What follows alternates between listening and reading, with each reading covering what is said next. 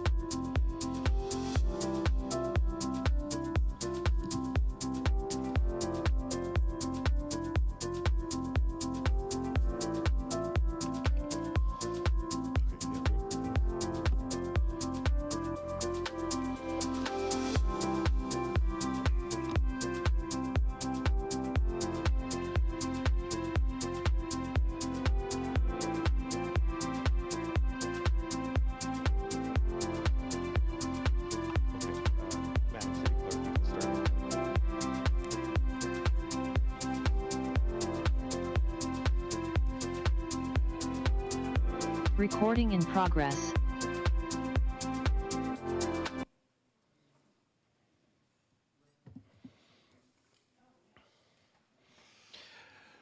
Okay, good evening. Welcome everybody. Today is September 17th, 2024. I'd like to call this meeting to order. Madam City Clerk, if you can take the roll, please. Oh, you know what? Before we do that, Councilmember Goldstein, can you please lead us in the Pledge of Allegiance? I'd be happy to. Please rise if you are able. I pledge allegiance to the flag of the United States of America and to the republic for which it stands, one nation, under God, indivisible, with liberty and justice for all. I always like when the city clerk politely looks at me and says, "You missed something." Madam City Clerk, now you could take the roll. Thank you very much, Mr. Mayor. Councilmember Andrews. Present. Councilmember Bonilla Jr. Present. Councilmember Goldstein. Present. Councilmember Roach. Present. Councilmember Syrup. Present. Councilmember Cermeño. Mayor Salinas. Present, thank you. And then Mr. City Attorney, if you can please give a closed session announcement, please. Thank you, Mayor and Council. Bear with me, I'm going to report from 3 meetings. Starting with August 27th, Council convened at 4:30 to discuss labor negotiations. There was no reportable action. Council convened in closed session September 10th at 5:30. Mr. City Attorney, can you please speak closer to the mic so we can... How is this? Sounds good. Bear with me, there are 3 reports. The council convened in closed session August 27th at 4:30. All members present to discuss labor negotiations. There was no reportable action. Council convened in closed session September 10th with all members present, no public speakers. The council considered several items under conference with legal counsel. Please refer to the closed session agenda for the 10th. The council took no reportable action on any of the items. There were 2 items as to which council member Andrews recused herself. Finally, the council convened today at 5:30 to consider appointment or employment of a public employee, to wit city manager. And I understand the council met with a recruiter. Assume the council took no reportable action. Mayor Salinas. There was no reportable action. And the closed session adjourned at 7:05. That's the report. Thank you. Thank you, sir. Moving on to special presentations. We have 2 special presentations today. One special presentation is to acknowledge Childhood Cancer Awareness Month proclamation, and the second one is to acknowledge the National Hispanic Heritage Month proclamation. So what I'd like to do first is do the Childhood Cancer Awareness Month, and council member, if you can hold that for me, the representatives who will be receiving this is will be received by Raghav Ram in honor of Nev Kolti and Ronald Mehta. Are they here? Oh, perfect. Come on up. I'll read the proclamation. I'll walk down there. We'll take a picture. And then if you have a word or two, you can certainly make those. Okay, so let me read the proclamation first.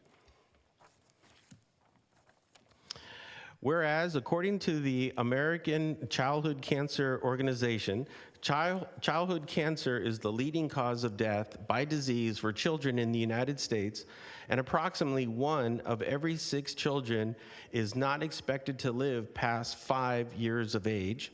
And whereas 1 in 285 children in the United States will be diagnosed by their 20th birthday, and whereas 46 children per day, or 16,790 children per year, are diagnosed with cancer in the United States, and whereas most children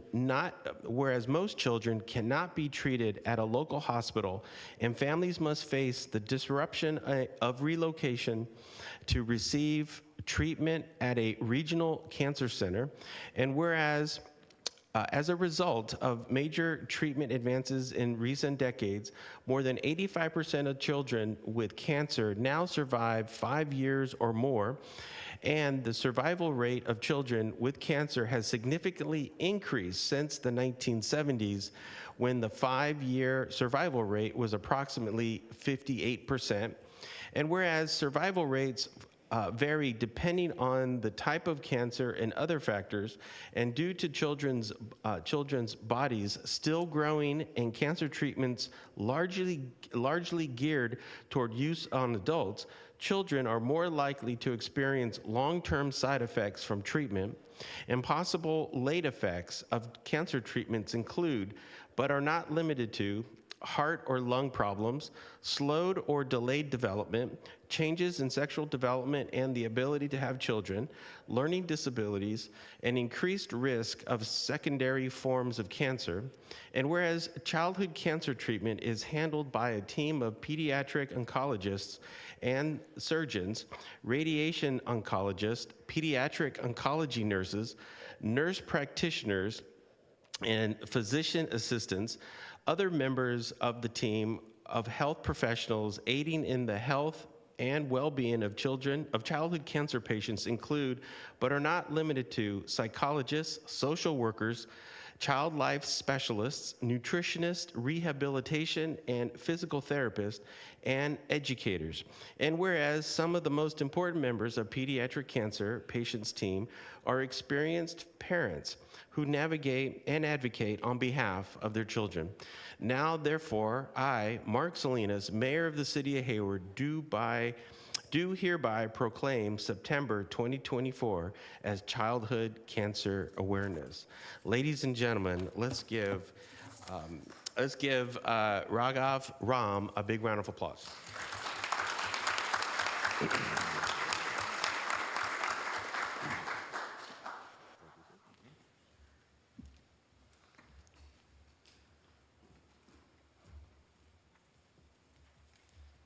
City clerk take a picture.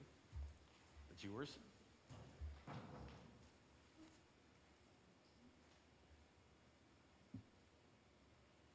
Perfect. And if you want, you can say a word or two.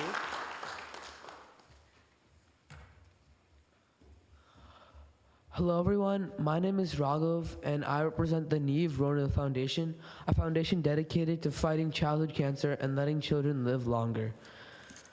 Today we made a huge step in that fight by spreading childhood cancer awareness all throughout this beautiful city of Hayward. On behalf of the Neve Rona Foundation and everyone who works under it, I thank Mayor Mr. Mark Salinas, the City Council, and everyone else who helped get this proclamation signed and spread awareness for childhood cancer. Again, thank you on behalf of the Neve Rona Foundation and everyone who works under it. Thank you.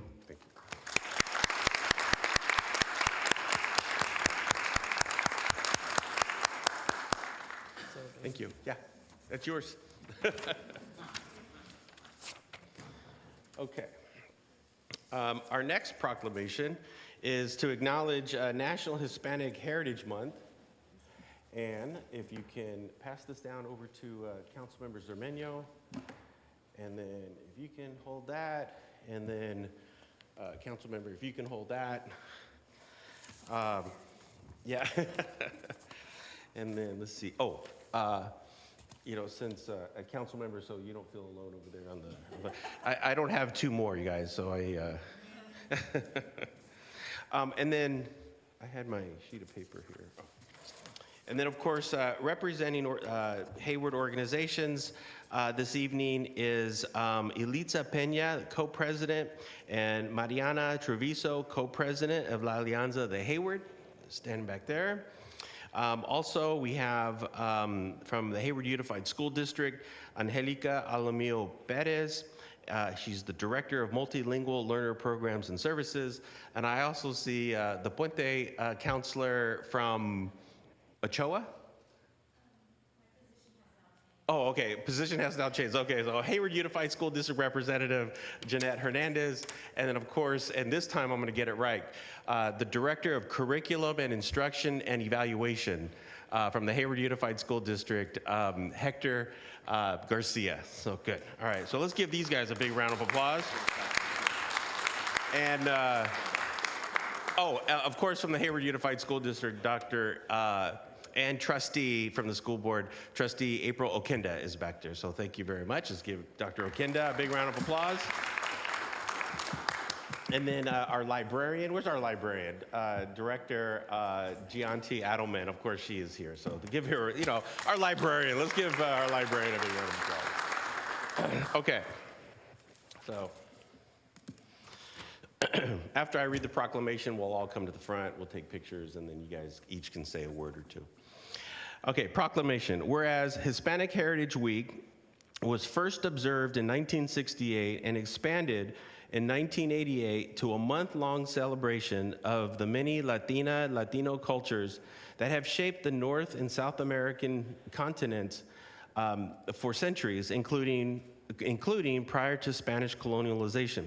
And whereas National Hispanic Heritage Month is celebrated between September 15th and October 15th, when a significant number of Latin American countries have Independence Days, such as Costa Rica, El Salvador, Guatemala, Honduras, Nicaragua, Mexico, Chile, and Belize. And whereas the 2024 theme of Hispanic Heritage Month is Pioneers of Change Shaping the Future Together, in recognition of the many Latinos and Hispanic communities that have led positive change in all sectors of society, including but not limited to labor, workers' rights, education, health, science, entertainment, and culture. And whereas many local agencies are committed to supporting the lives and livelihoods of Latina, Latino, Hispanic, Chicano, and other Latinx communities in the Hayward community, including the Puente program of the Hayward Unified School District, which helps middle and high school students graduate from high school and become college eligible. Whereas La Alianza de Hayward, a volunteer-led organization serving Hayward through cultural events, civic duty,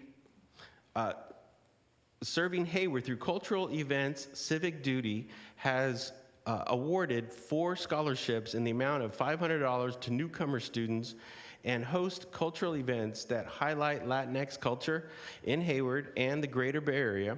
And whereas the City of Hayward Public Library is recognizing Hispanic History Month with a series of events such as a Milagro 10 art workshop presented by artist Rachel Ann Palacios on October 12th, the annual Day of the Dead ofrenda or altar to honor loved ones and ancestors, which will be in the downtown branch of the Hayward Public Library for 3 weeks on October 10th.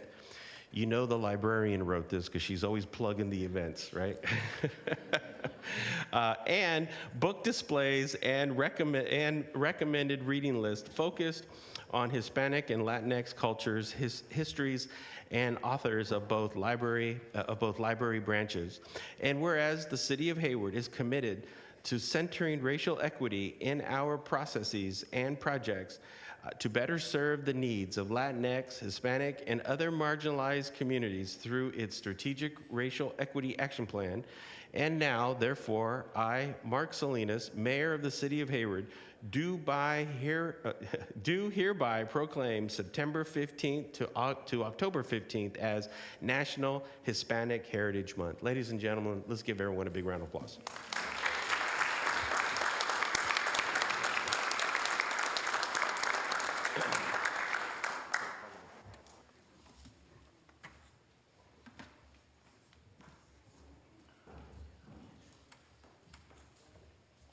You take that. Thank you, Mayor. Yep.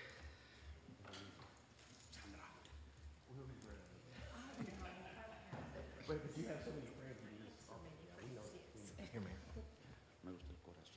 Oh, thank you.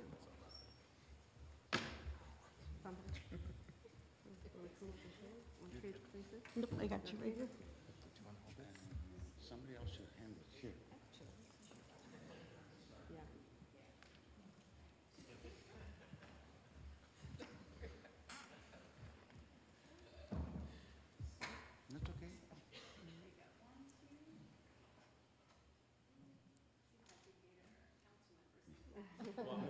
After you take this picture, I'm going to bring everyone out. Okay, hold on a second. Okay, the rest of you guys can go. Come on over. Join the party. That's a good meeting.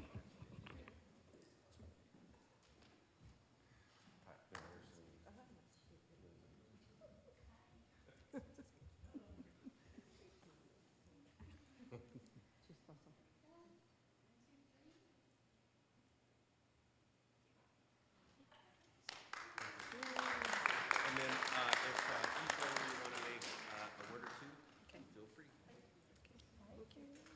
Let me go first.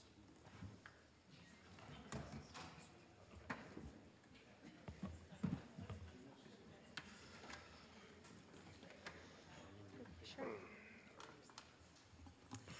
Hi, welcome. Thank you, everyone. Thank you, City of Hayward. Thank you, City Council and the Mayor Salinas. Thank you for honoring La Alianza today and having this proclamation to honor Latino heritage here in Hayward, which we know runs deep here, and our roots do too. I would, representing La Alianza, I would just like to say we had a wonderful event this weekend that celebrated Mexican independence. Thank you very much. It was a beautiful event, and for first time, we gave out 4 scholarships to newcomer students, $500 in cash for them to spend as they needed. We did have a process that we put them through. They had to write an essay and meet certain metrics that we evaluated. So it was an honor to award those students that cash, which we know newcomer students so desperately need, as many times they come here as unaccompanied minors. So I would just like to thank you for the honor tonight and the privilege of being here to speak. And we hope to do a lot more. I just want to take one more moment of personal privilege and say, please support our efforts in having a Cesar Chavez room at the library. That has been an ongoing effort. I have heard since this is a new position for me, and that is the next thing that is on my agenda to make sure that happens, is to have a room named after Cesar Chavez, as we know that he has deep roots here in Hayward. I don't know if many of you know that my father ran for state senate in the 70s. Cesar Chavez was a personal friend of his, as my dad did a lot of work with the United Farm Workers Union. And so he came here to support my father in that. And so there is a deep connection with Cesar Chavez, and I would like to see that room named after him and have support from council. Thank you so much.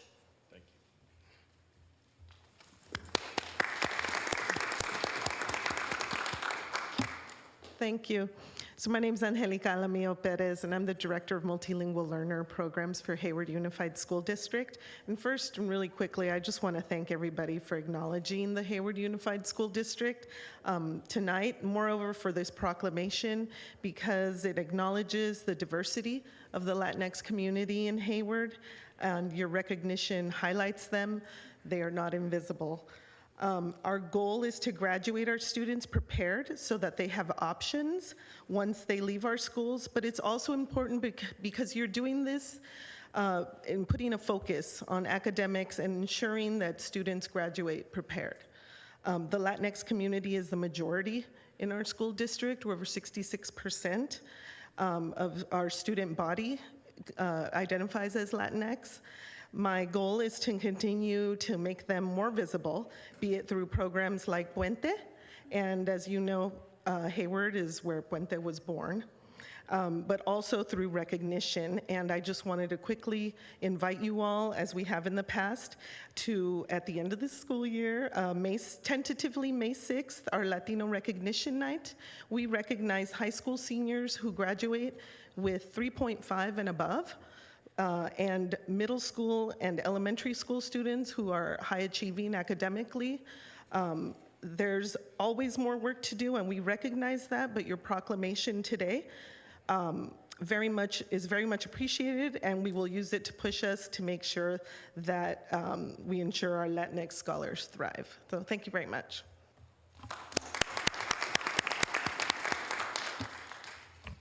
Good evening, honorable board, honorable council members. My name is Hector Garcia, overseeing our curriculum instruction assessment work for Hayward Unified.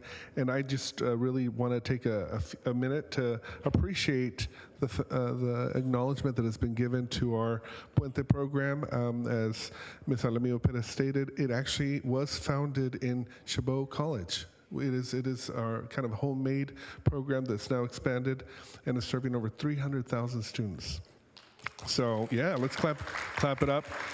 And so as both a Hayward educator, but I guess even more so as a Puentista parent, I want to tell you how deeply it has impacted the lives of my own children. And so I do want to recognize the hard work that has been put in by our Puente staff at all 3 high schools, as well as several of our middle schools, so much so that more so than just Latinx students are being served. It's all students are welcome into the program, and we are so ever thankful that it is happening. So thank you all. Thank you. And, you know, if I may. oh, yes, of course. Our Director Adelman. Thank you, Mayor Salinas, members of the City Council. Really appreciate your acknowledging all of the good that's going on in this city. And at the library, I'm very honored to say that we partnered with every single group that you have acknowledged today. We do, La Alianza, I have been talking with you all, and I'm sorry the pandemic slowed everything down. We have a space set aside for our Cesar Chavez Commons. All we need to do is get the sign up and do a ribbon cutting, which I love. We have a Cesar Chavez social justice collection already in the library, so we're really set. So we will talk with you.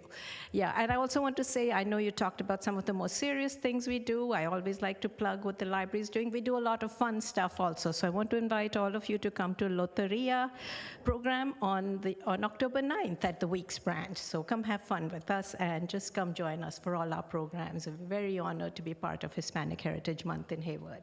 Thank you. Thank you. And the library celebrated its 5th year anniversary on Saturday, and I absolutely apologize because I know I missed it, yeah. Well, great. Yes, I know. Yes, Councilmember Andrews saved me. You saved me that day. So. Councilmember Zermeño, you had a comment. Yes, if I may, thank you, Mayor. Thank you for everybody who's present. Yesterday, I had the honor of receiving a proclamation from HARD about Hispanics.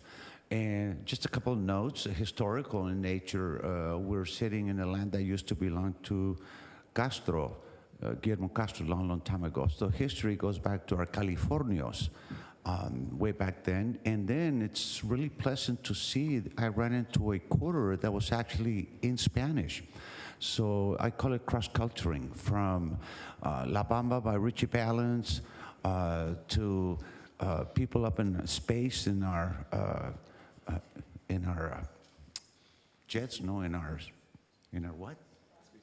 In our spaceships. Oh, I had a mental lapse. All right, so that's really tremendous. The Hispanic population certainly has grown. I'm very proud to be an immigrant, Hispanic Mexican immigrant, and I know many of us are here for that particular reason. We used to also have a La Alianza scholarship for 4 historical important figures in the history of Hayward. Rey Solis Scholarship, Ojeda Scholarship, Guerrero Scholarship, and Anthony Ochoa Scholarship. So that may be something that we can revive in the future. I think that's important. So thank you very much, and hopefully we will see you on October the 11th at Mariachi Festival, and then we're also having a Ballet Folklorico Festival and a Day of the Dead Festival, because we're not through. Our cross-culturing lives, and it's happy here in Hayward. So thank you very, very much. And also, oh, wait, hold on. I guess it's 3. Yeah, I guess 3. Okay, we're doing a quick check here. So I was going to make a statement that Hayward is the only city in Alameda County with 3 Latino council members, but I think San Leandro has 3 too. So, well, I'm going to flex and say that I was the first Latino elected mayor in the city of Hayward, so I'm just going to, all that. But I also say, to flex with Hayward Unified School District, you're also looking at a Puentista up here too, right? So, well, good. Thank you. And thank you everybody for coming out tonight, and congratulations.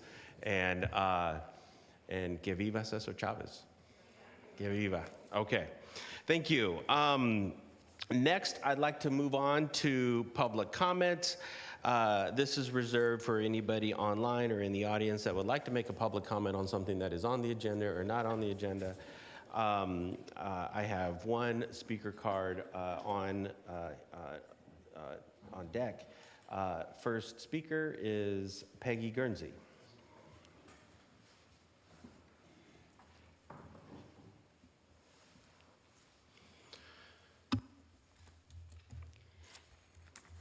Good evening, City Council members. I have 4 items that I'd like to bring to your attention.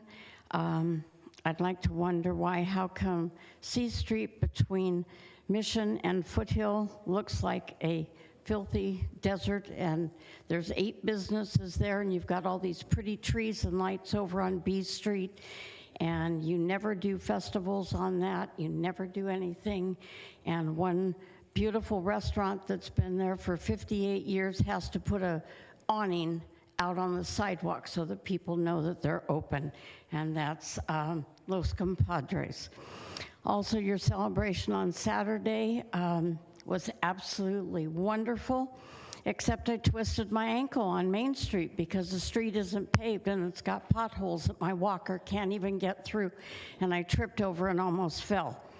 That's the conditions you leave our city streets in our main downtown area, that it's supposed to be a big happy area, and it looks like it does. I'm angry over the St. Rose bankruptcy that Channel 2 had on, that showed the rally on Channel 2. I know you guys didn't do it, but a lot of you were there, and none of you said that we're having a rally to try and save St. Rose or do something about it or get the governor to sign letters or whatever, and I'm ashamed of all of you again.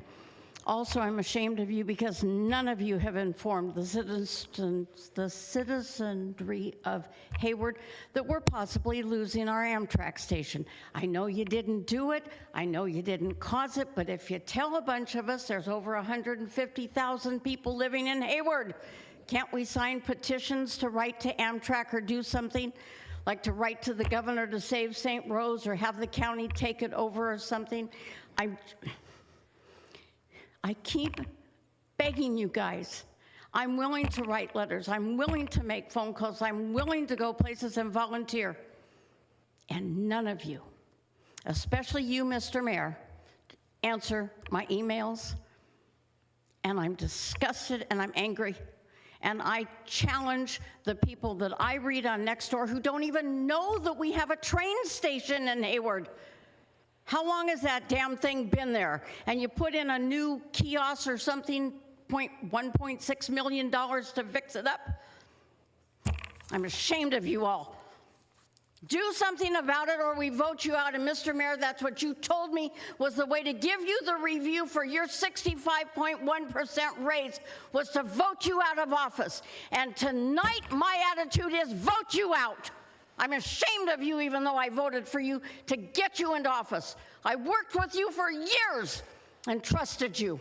I don't anymore.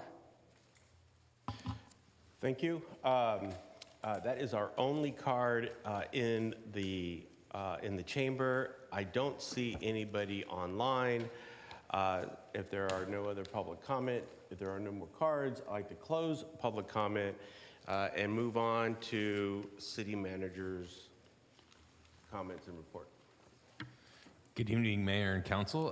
Tonight I only have one. I wanted to inform the community, for those who didn't attend, we had our airport open house this last Sunday. It was very well attended, a lot of young smiling faces, hopefully some future pilots in that crowd. We had about 4,500 folks there. I know many of you were there as well. I know Mayor and most of the council were there. Also wanted to send a special thank you to our departments that assisted in that. Certainly our Public Works Department who hosted the event, but also our police department, our maintenance services, our fire department, all chipped in to make it a great event. So that's all I've got for you this evening. Thank you. And yes, the airport open house yesterday was huge. There was a lot of people out there, so another successful event. Please tell Director McNeely, thank you very much for that. Okay, our next item is our action items, and our first action item is the City Commissions and Keep Hayward Clean and Green Task Force. Item number one is City Commissions and Keep Hayward Clean and Green Task Force adopt a resolution confirming the appointment and reappointment of members of the Community Services Commission, Keep Hayward Clean and Green Task Force, Library Commission, Personnel Commission, and Planning Commission. And our report will come to us by way of the city clerk. And then afterwards, we will vote, and immediately after our vote, then we will administer the oath. Thank you very much, Mr. Mayor, council members, community members. Good evening. As we get the item on the screen, one moment, please. And thank you to our members of commissions. Thank you so much, Geraldine. Appreciate that. Okay. So now that we have it on, okay, I'll go ahead and, as the mayor indicated, this item relates to council-appointed members. I'll provide a high-level overview of the staff report. As you see on the screen, the recruitment started in May, and information was disseminated through various social media channels and water bill inserts. City clerk team members participated in summer events with the goal of informing the community about the recruitment. The staff report highlights the outreach that was conducted in more detail. By the application deadline of August 2nd, the city was in receipt of 26 applications, with 24 participating as qualified for consideration. On August 20th, the council held a work session, as you know, and there were 10 requests for reappointment, which are being recommended for vote this evening. By end of day on August 21st, the council pre-selected 15 applications for interviews, And on August 27th, the council interviewed 12 applications and selected 6 applicants for service, as you will see in the following slides. And of course, today, September 17th, we're here for action. The screen shows the summary. We have 5 vacancies that will be filled, and we have 10 reappointments that, again, will be considered for vote this evening.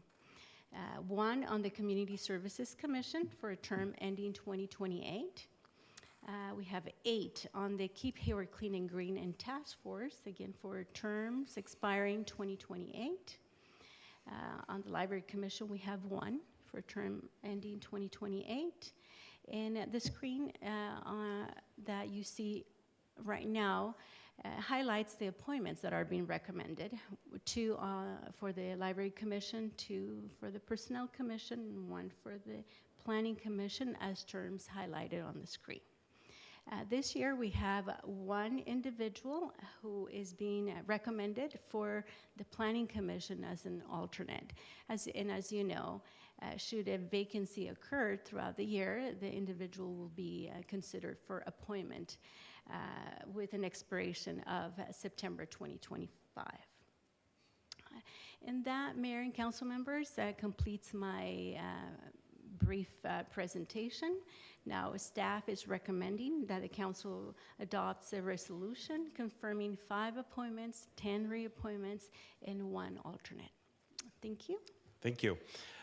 Before I call upon council, well, actually, no, I call upon council to see if you have any questions for the city clerk. No? I'd like to close this portion, move on to public comment. Is there anybody has a public comment regarding the commission appointments? Seeing none, I don't see anybody online. I don't see anybody online, so I'd like to close public comments and I return up here and I will entertain a motion. And let me see and make sure, I don't know if, Councilmember Roach. No, okay. Okay, so I'll start with Councilmember Roach and then I'll go to Councilmember Goldstein and then Andrew. But, I mean, it sounds like Councilmember Andrews said. No, It's- go ahead. Okay. Go ahead. Well, I wanted to move the item, but I also wanted to thank everybody who applied and took the time to come and interview with us. I know it can be nerve-wracking. I remember doing that.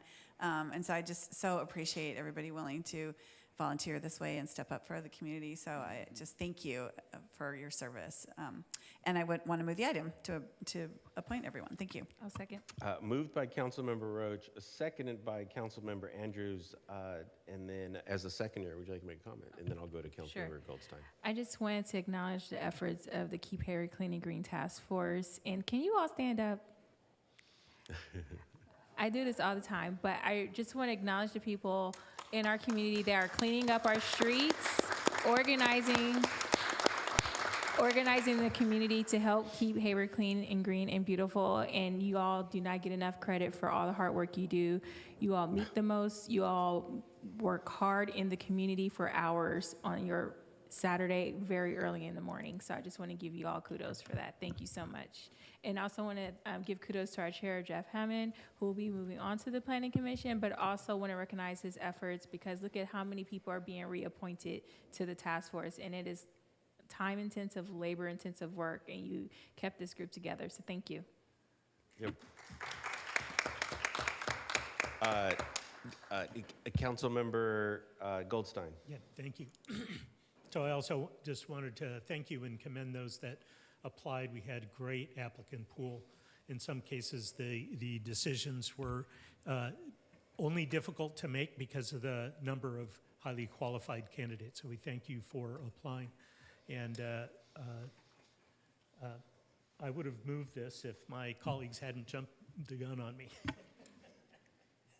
And next is Councilmember Bonilla. Thank you, Mayor. I just want to say thank you to our city clerk for such an extensive recruitment process. When you look at how many people we reached out to let them know about these opportunities to serve our community, it was thousands. I also want to say thank you to everyone who took the time to apply. I know that the application process, answering the questions, coming in and interviewing, all of that is a lot of hard work. And it really demonstrates your commitment to our community, and I just want to thank you for that. I also want to congratulate everyone who is being appointed or reappointed tonight. Your leadership in our city is vital, and I thank you for what you're doing and the service that you're giving to your community. Keep up the good work, and thanks again, and congratulations. Councilmember Syrup. Thank you, Mayor. Also wanted to thank the city clerk and her small but mighty team for leading this process. And of course, congratulate the new commissioners as you enter this new term. Commissioners and task force members, as you enter this new term or you continue with your term, I really encourage you to meditate on what this role means for both you, for us, and the entire city.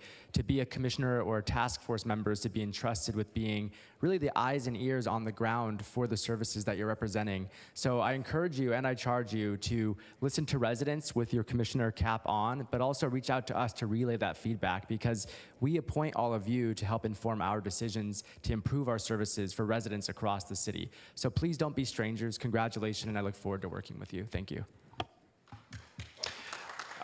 Councilmember Zermeño. Thank you, Mayor. And thank you, our city clerk, Miriam, for doing a very good job. Thank you for all the people who applied, and congratulations to all. But I do want to recognize a special person here today who has been a member since we founded the task force in 2008. So Blytha Bowers, would you please stand for us, please? Yep. Since 2008, she has been a green member of the Keep Hayward Clean and Green, and that is something. So I'll give you a hug later on when I see you, but I think that is tremendous. You are a model resident of our city, and I thank you very much. Absolutely.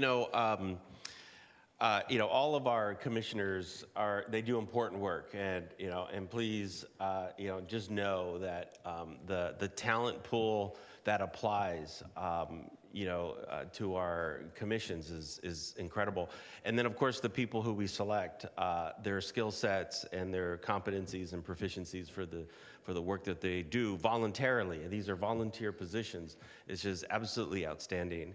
But it goes without saying, and I have to, give, big props to the Keep Hayward Clean and Green Task Force. We take, in this city, we take garbage very seriously around here. We take illegal dumping very, very seriously up here. And we have passed measures. We have had special strike teams. We have formed entire group, task forces around this. And what you see out there and the type of policies that we have created in response to the task force is because of the task force. And I'll just give you one small little thing. Long time ago, there was a big issue with cigarette butts, right? Cigarette butts. And the task force came to us, and we tried to figure out how can we eliminate cigarette butts literally all over the streets. And coincidentally, we were also talking about our smoking ordinance. And the task force said, you really need to pass this smoking ordinance and make it illegal to smoke in public places in the city of Hayward so that we can eliminate all of the cigarette butts that we see in the street. And I kind of thought, how is an ordinance to stop, smoking in public places going to stop cigarette butts? Well, I'm going to tell you this. I have been consistently going to the Keep Hayward Clean and Green Saturdays. I might have missed a few in there in Blytha. I know you keep my record, you keep my attendance close. But I would challenge anybody to go out there today and find cigarette butts out there because you're going to see a drastic reduction in cigarette butts that we see out there in our streets. And a lot of that is because of the advocacy of the Keep Hayward Clean and Green and working with council and working with other departments in the city. So you guys have reached every department, and the work that you do is incredible. On Saturdays, you're up at 6 in the morning to receive everyone at 8 and send us all. Anyways, you guys have just have done some incredible work. So with that, I am certainly happy to be supporting this motion. Moved by Councilmember Roach, seconded by Councilmember Andrews, and Madam City Clerk, if you can take the roll, and we can do the oath. Thank you, Mr. Mayor. I believe we have the iPad, so let's go ahead and see if we could try that. Let me know if you see it. Very good. Thank you. And ladies and gentlemen, it unanimously passes with 7-0 votes.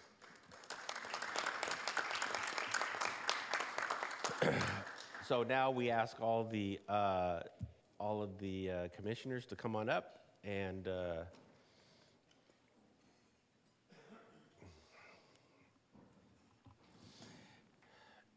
I think when you come on up, just line up right here along the front of the dais.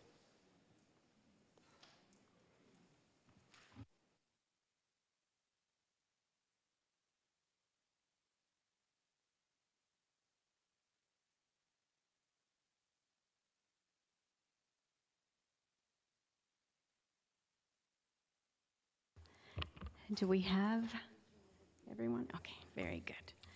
All right, ready? Okay, I'm going to ask you to please raise your right hand, and I'm going to ask you to state your full name one by one. Let's go ahead. I, Douglas Mansell. I, Mohanad Alwali. I, Gwenda Dasi. I, Chindu Siramdas. I, Rebecca Parr. I, Tom Ferreira. I, Deborah Patton. I, Valerie Fredericks. I, Blytha Bowers. I, Jeffrey Hammond. I, Linda Gruel-Neff. I, Joshua De Miguel.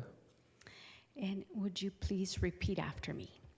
Do solemnly swear or affirm that I will support and defend the Constitution of the United States and the Constitution of the State of California against all enemies, foreign and domestic. Go ahead.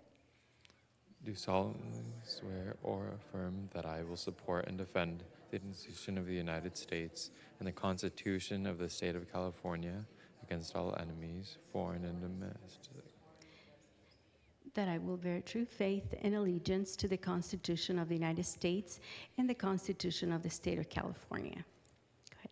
That I will bear true faith and allegiance to the Constitution of the United States and the Constitution of State of California. That I take this obligation freely without any mental reservation or purpose of evasion. Go ahead.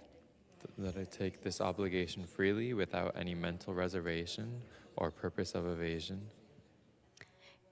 And that I will well and faithfully discharge the duties upon which I'm about to enter. Go ahead. And that I will well and faithfully discharge the duties upon which I am about to enter. All right, you may lower your hands. Congratulations. Welcome to the city.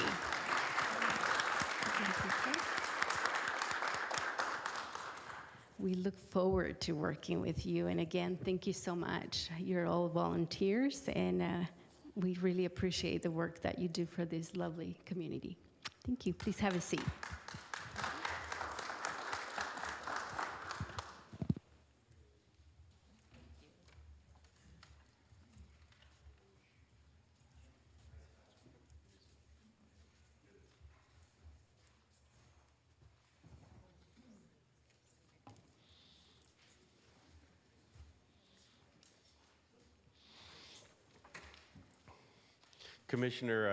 Planning Commissioner Hammond is trading in his yellow vest now for a shirt and tie.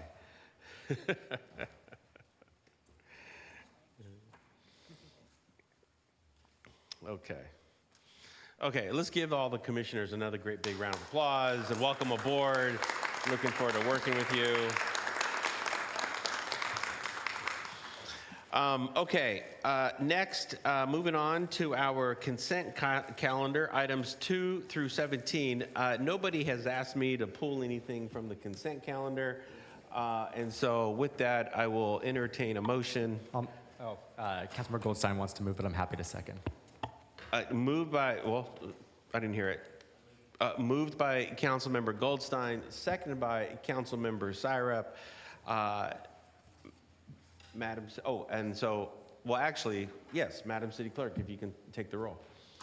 Yes, And Mayor. there is no public comment, right? Yes. Correct. Yes. No public. So if there are no objections, actually, the. If there are no objections, it will unanimously pass, yeah. Thank you. Sure, quick. We did receive an email around the Jackson sign wanting to include Yeah. the Hill and Valley Club. I am curious, what is the process for adding signs, service signs, to that project? And maybe this is a question we can refer to staff for the future. It's a great question. So I'm not sure that we have a formal process. It's been a long time since we've added new plaques to it. I certainly reached out to our maintenance services director and public works director. I think we will be figuring out how the heck best to do that here in the very near future. Great, thank you. Okay, great. Oh, it unanimously passes, great. All right, 7-0, all right, thank you. Moving on to our work session. Item number 18, tree preservation ordinance update, work session on the proposed policy recommendations for the updated tree preservation ordinance. And this is coming to us by way of our Development Services Director, Sarah Bowser. Well, there we go, it's on. Good evening, Mayor and City Council. It's a pleasure to be here. I'm going to very quickly turn it over to my wonderful staff in Development Services. We have our Planning Manager, Jeremy Lekirko here, and one of our 2 landscape architects, Peter Jensen, that will be presenting this work session item this evening. Thank you. Thank you. Yep. Thank you, Sarah, and good evening, Mayor Salinas and the rest of the Hayward Council. I have not seen many of you for a while, so it's great to see you. Hope everyone had a wonderful summer.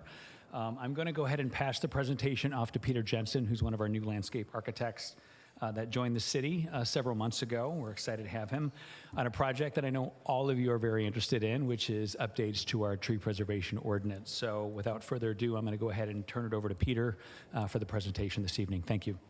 Great, thank you, Jeremy. Good evening, Mayor Salinas, City Council. Peter Jensen, Landscape Architect for the City of Hayward, Project Manager for the Tree Preservation Ordinance Update. That's what we're going to be having a study session on tonight. Tonight's presentation will be a study session with Council to get your input and feedback on the larger proposed policy updates to the ordinance. Another Council presentation will be made in the near future with all the proposed updates to the ordinance, but tonight we want to concentrate on the specific areas of updates that will provide direction to complete the draft changes.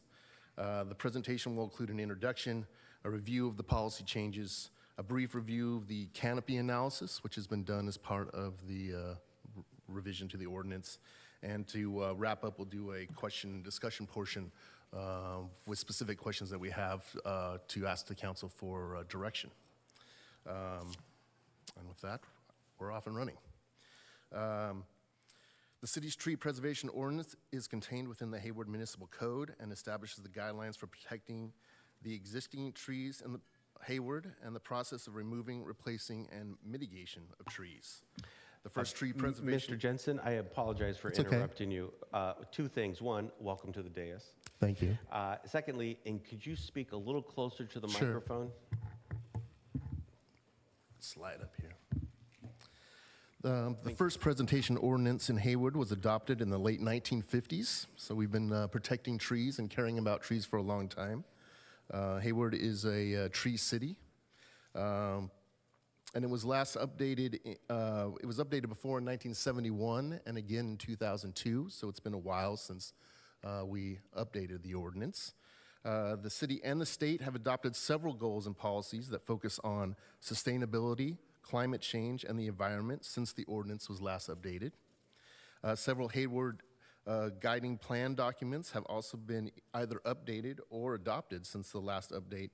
Those include the Shoreline Adoption Plan, the Climate Action Plan, the update to the city's general plan in 2014, which specifically calls out for the protection of native trees, native species, protection of plants, and water conservation. And then as well as the most recent adoption of the city roadmap, which specifically calls out for the update of the tree preservation ordinance, which we're working on now. As a result of that, the city has hired a consultant, DUDAC, to assist with that process. The update to the tree preservation ordinance is the main focus of that. We're also developing guidelines for the landscape and trees around the airport, and are performing and creating a tree canopy analysis, which is analysis of the canopy coverage of all the trees within Hayward. The update is for the ordinance is basically to update the language of the ordinance, of course. We want to align it with all the new and best practices that have come along since 2002 regarding trees. We want to expand some of the definitions, some definitions that are lacking within the document itself. We want to simplify policies and procedures to make it easier for you and for us and for the community to interact with the preservation ordinance, and to further protection, of course, of trees and specifically native trees. Specifically, we're going to review the larger policy changes with you this evening that we, as staff putting it together and as well as the consultant, need a little bit more input on from you. Those include the adding protection for native trees in rear yards of single-family properties, define and create protection for heritage trees, add mitigation requirements for lost tree canopy, the addition of an in lieu fee option to allow for off-site mitigation of trees, update to the fee for tree removal permits, and reducing the duration of tree removal permits, the time that it's allowed to take to remove a tree. The first update to discuss is the protection of native trees. The current ordinance protects native trees that have a caliper of 4 inches and non-native trees that have a caliper of 8 inches. And they are for all developments or properties in the city, except for rear yards of single-family residences. The recommendation is to expand protection to native trees in the rear yard of single-family residents. A list of native trees is currently included in the ordinance already and represents those trees that are not just native to California, but actually are native to Hayward, which is very important. Only native trees that are recommended for protection. We're only recommending the protection of native trees because they create the most environmental benefit for the city. They provide habitat, of course. They are usually older in age than non-native trees that have been planted over the past century, having larger canopy, and are able to thrive in Hayward with reduced use of water or with no irrigation at all, which is also very important. Protecting native trees also aligns with, of course, the goals and policies that have been established, especially by the Climate Action Plan and in the general plan. And it's also the best way to maintain the existing canopy that we have, which is a very important goal of the city.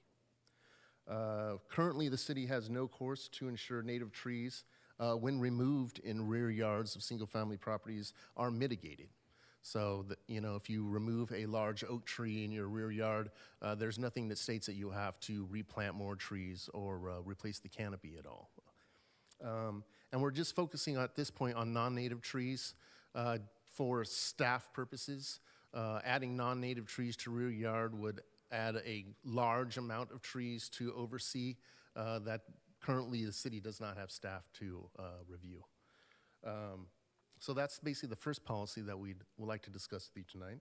The second one is to discuss the addition of heritage trees to the ordinance. Right now there are no heritage trees part of the protection in Hayward. Heritage trees are trees that have exceptional qualities. These include their size, their age, their aesthetic, horticulture, biological, historical, and cultural significance. What we're proposing is that when a heritage tree is requested for removal, that staff would make a determination on if it's a heritage tree or not. It would need to meet 3 of those criteria that I just mentioned. We're also proposing that because of the nature of the tree, the size, the appraisal value of them, that staff wouldn't be the only ones that would be determining if the tree is removed. The actual determination would either be made by council or by the planning commission, because these trees are very important in the overall habitat and ecosystem of Hayward itself.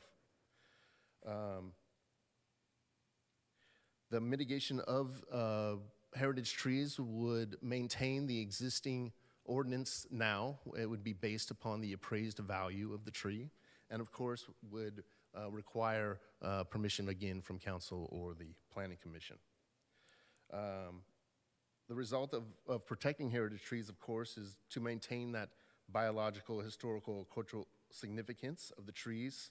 A main aspect is maintaining the canopy, of course. They usually are very large and have large canopies. Provide additional protection for heritage trees with additional layer of approval. So by allowing the council or planning commission to weigh in, we see that as making it more difficult to remove and maybe directing those that want to remove them not to go through that process. And of course, it aligns with the goals that are established, again, in the Climate Action Plan and our general plan. So that's for heritage trees. Our third update is the addition of mitigation of tree canopy as a metric of replacement.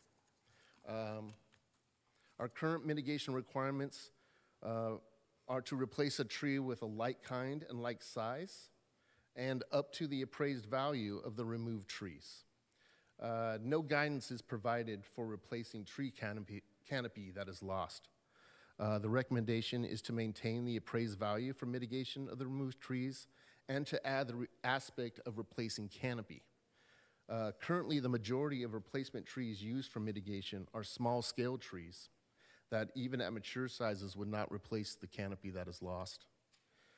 Tree canopy provides the greatest value to the urban forest as it reduces the heat island effect, provides habitat for native species, reduces the rain runoff in heavy storms and flooding, reduction of air pollution, and reduces the need for air conditioning, lower electricity demands.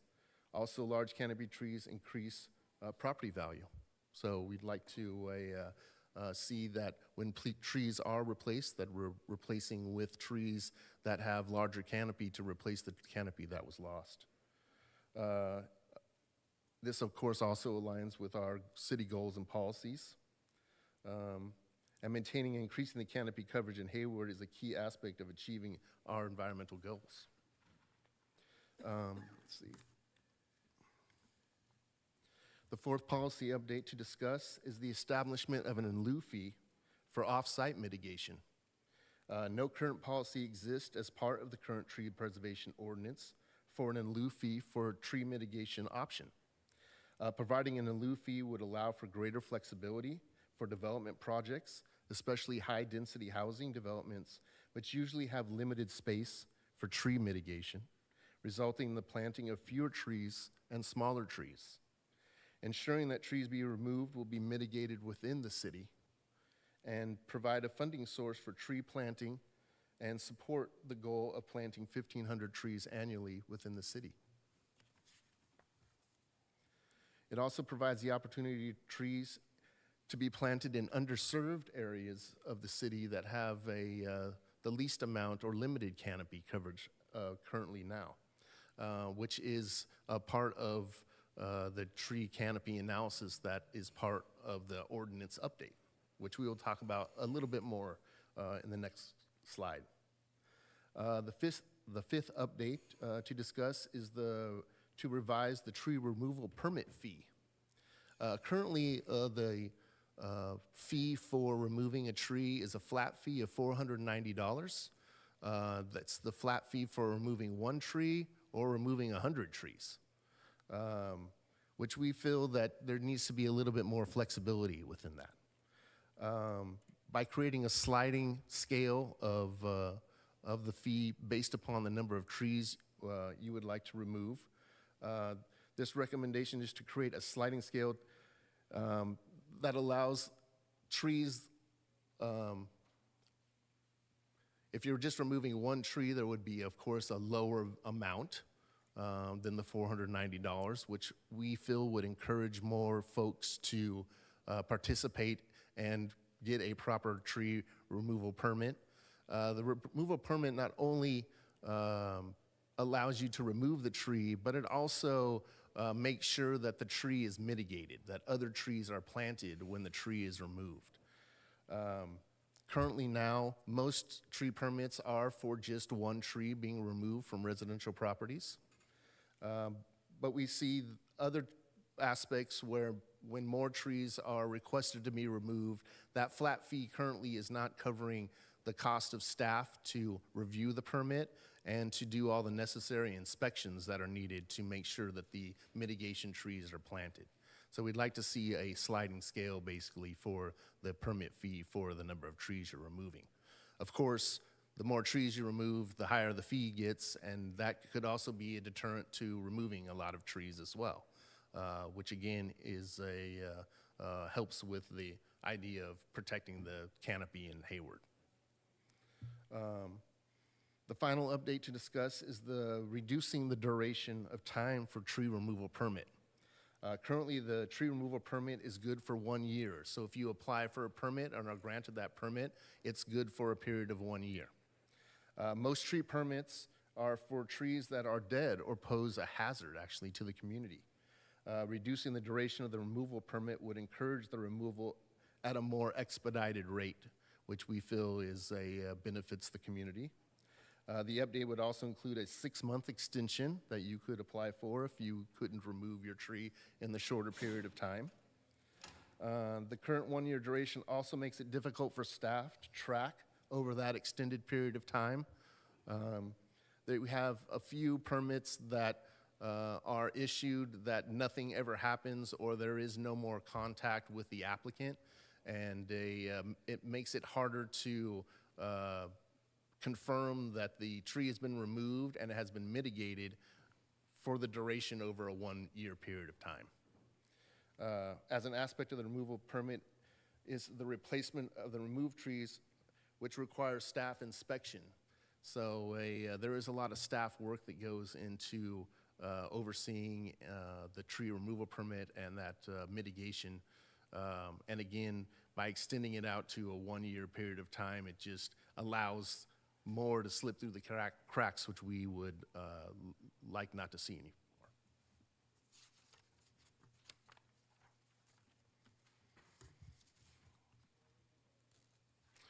As part of the tree ordinance update, a canopy coverage analysis has also been done by DUDAC. The analysis basically takes aerial image of the city and uses computer programs to basically measure the canopy coverage over the entire city itself. Usually this is done every 5 to 10 years and is, of course, reviewed per the last analysis that was done to see if the canopy is expanding or contracting.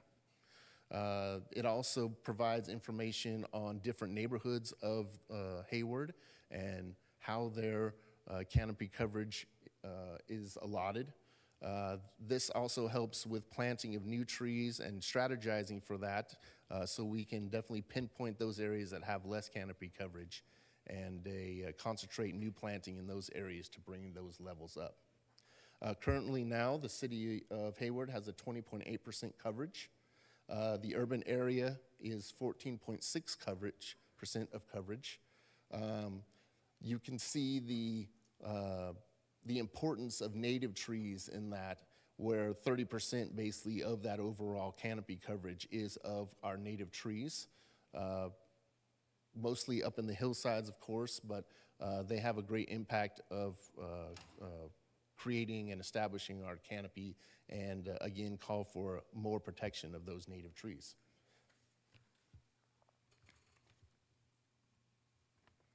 So for tonight's discussion, we have basically 5 specific questions that we'd like to discuss with council. Those questions are, does the council support the expansion of protecting native trees in rear yards of private property? Does the council support the designation of heritage trees? If so, does the council support a higher level of discretionary review when removing heritage trees? Does the council support mitigation requirements for the loss of tree canopy? Does the council support an in lieu fee option for off-site mitigation? And does the council support the proposed changes to tree removal permit fee and the time frame and duration associated with the tree permit removal? So with that, I will turn it over to council and answer questions, and hopefully we can answer those questions that will help us move forward with continuing to update the draft of the ordinance. Well, thank you. And also, I just want to say thank you for keeping your slide deck at about 5 to 6 slides. Thank you very much. It wasn't easy. I know it wasn't. But anyways, okay. Before I call upon council members, I'm going to open up. It is a work session. Wanted to open up for public comment. Is there anybody in the audience that'd like to make a public comment? Please submit your card. And as you're doing that, I will look online. I don't see anybody online.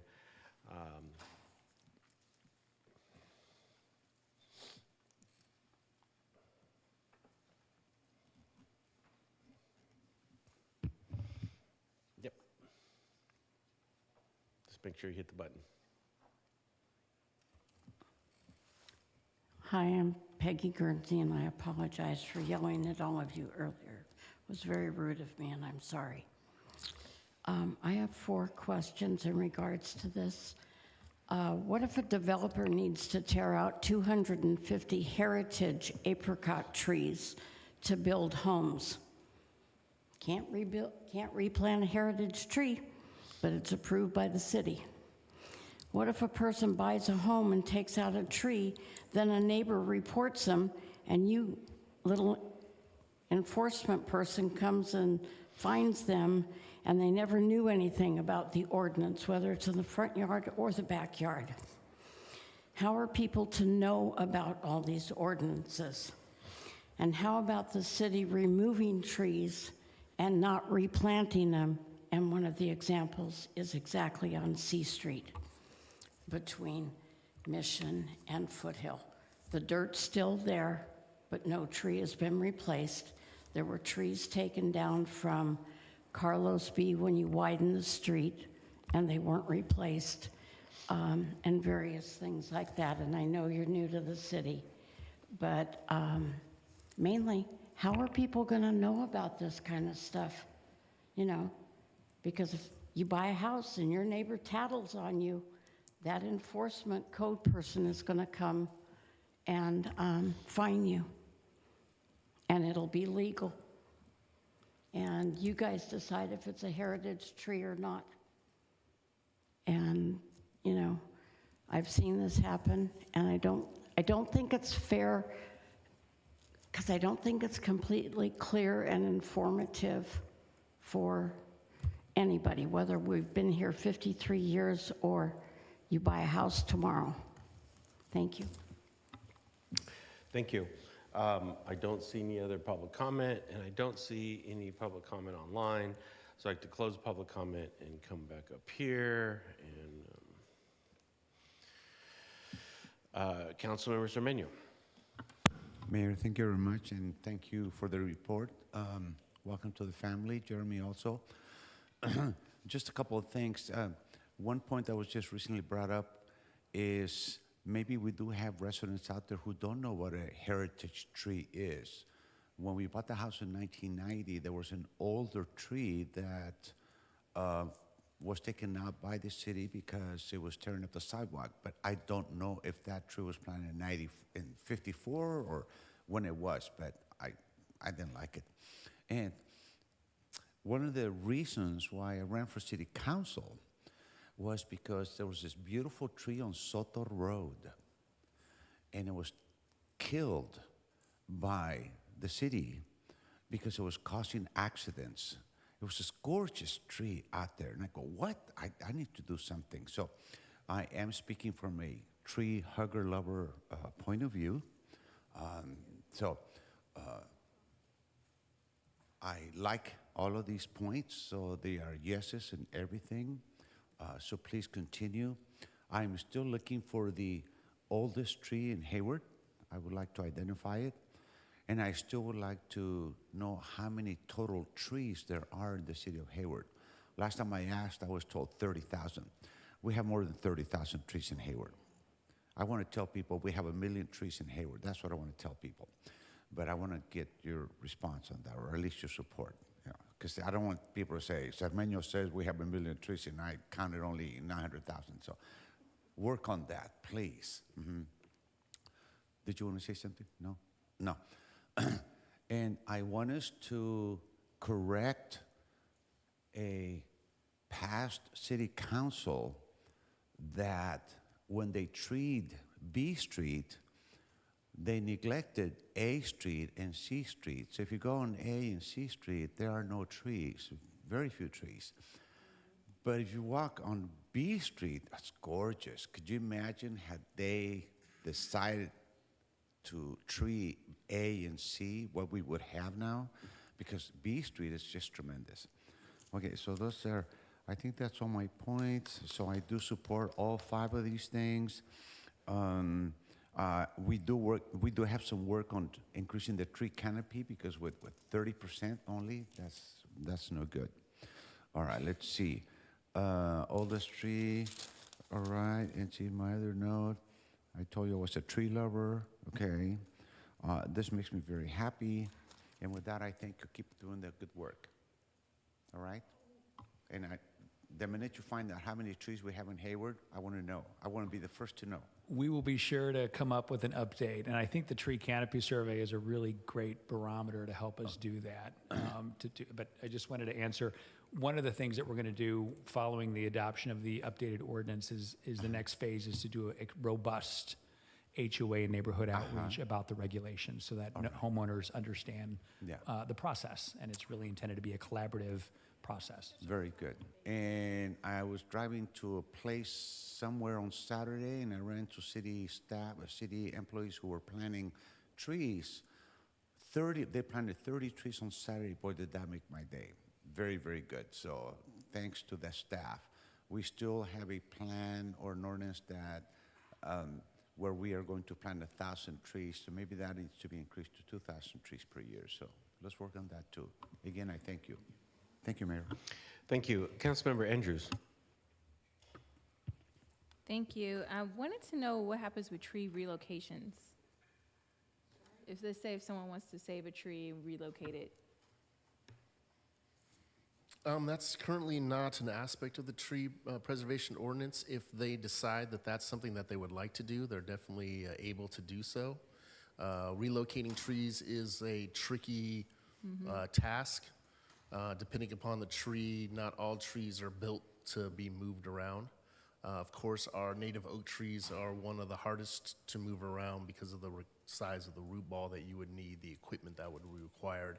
But there is no limit on doing that. If a developer or homeowner would like to relocate a tree, they are able to do so. There's nothing that says that they have to actually come to the city to get any type of permit to do such a thing. We would hope that they would be using an arborist to guide them in doing that. Usually that's part of the aspect of doing so, just because of the cost and the contractors that are needed to relocate trees.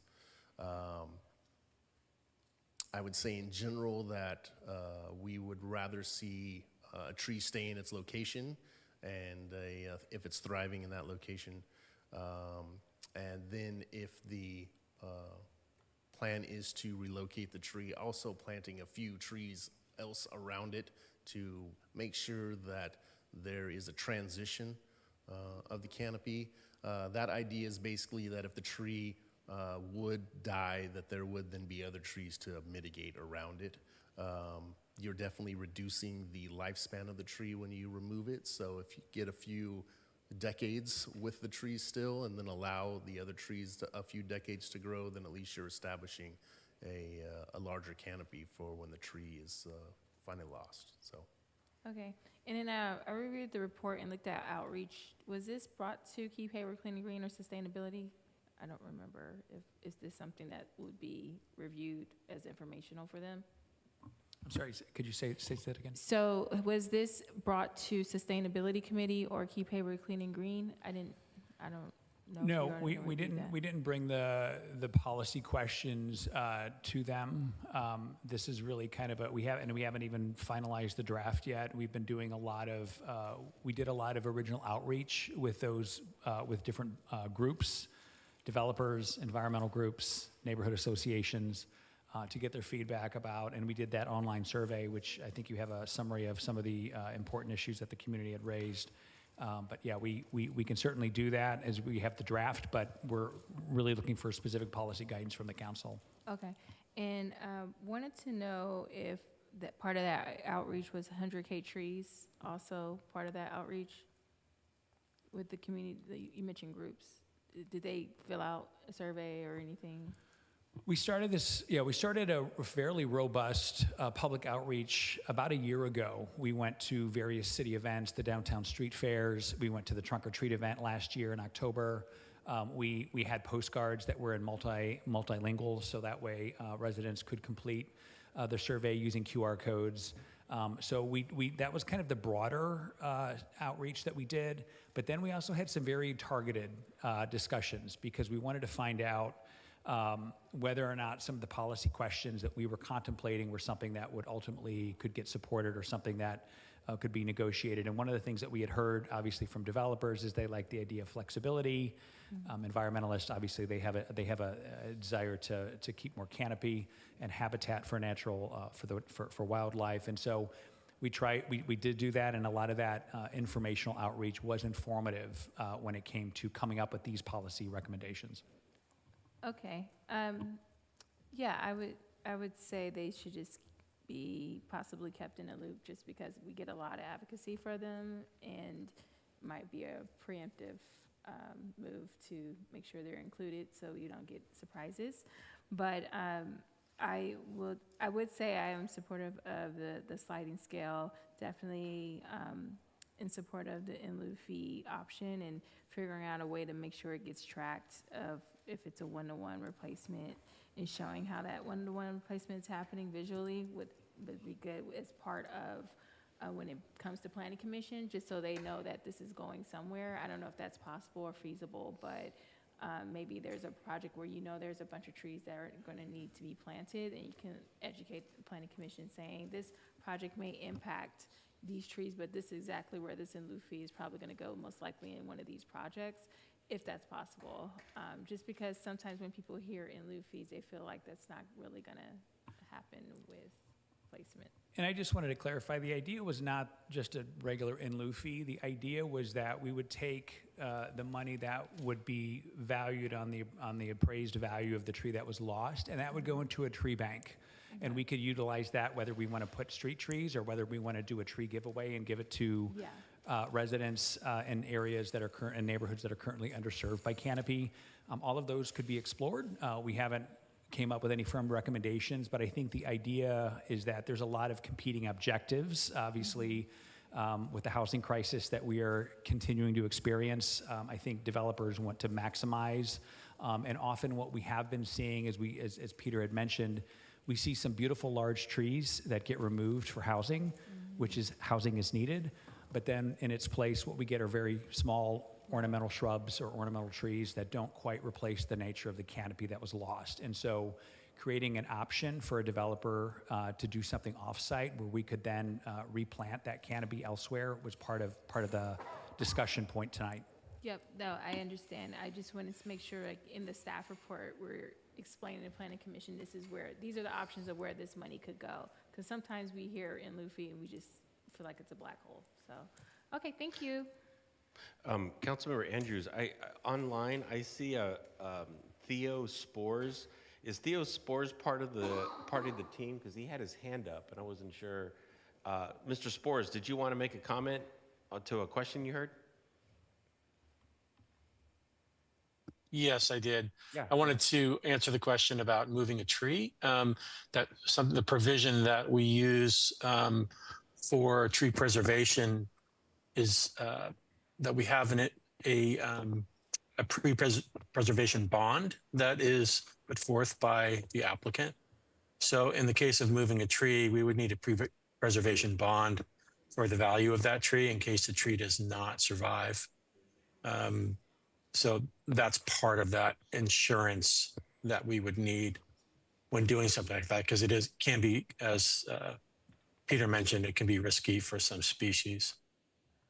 And currently in the in lieu fee, we do have a tree bank, for instance, for La Vista Park that Michelle Koo had worked on for years. And so that's an example of a slated project where money is going towards tree planting. Awesome, thank And you I so just much. wanted to introduce Theo Spores, our second landscape architect that is with Development Services Planning. So thank you, Theo, for jumping in there. Thank you. Appreciate that. Certainly. I don't know why I closed it out. Hold on a second. Yeah. I apologize. Councilmember Roach. Thank you. Thank you for the work on this, and I'm glad we're doing it. I wanted to ask first a question. Does this deal with street trees, like, the most stripped street trees, the ordinance, or is it sort of overall? It's like if somebody gets a permit, do they have to get a permit to remove their street tree, and then is that all part of this? We are going to be looking at building in some exclusions into the ordinance. Obviously, there are some trees, as we know, that are out by the airport, which pose safety issues for aviation. We also have other trees that are located in the hillside areas that pose wildfire risks. Okay. And so there may be instances where we want to allow for the removal of those trees for life safety, and we are planning to add exclusions like that into the ordinance. Okay.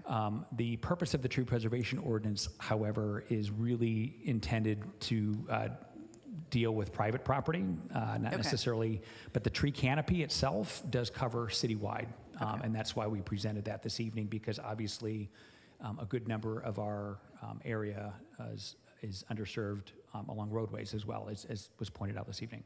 Okay, and maybe I can ask Director Bazir, because she's here, we had the discussion early on about street trees and sort of the details of that. So that is different than what we're dealing with here.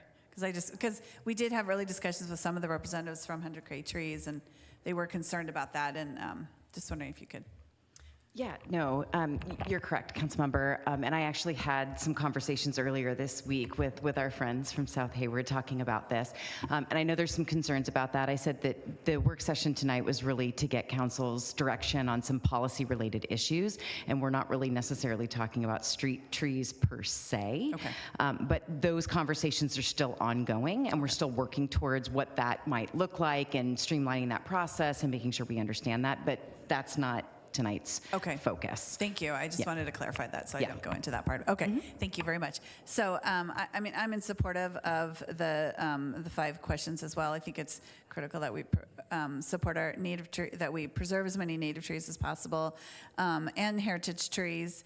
And I think it is really hard to mitigate, because those heritage trees, especially, are the ones that are providing, the depth of our canopy, and I think they're really hard to replace, even with new trees. So I am definitely concerned about that, and I like the higher level of discretionary review. I think the Planning Commission is probably the better place to put it than bringing it to us, unless there's some appeal that needs to come to us. But and I assume there would be sort of parameters of that, right? I mean, like, I think within, like, there's some heritage trees I think that are going to be obviously more important than others, right?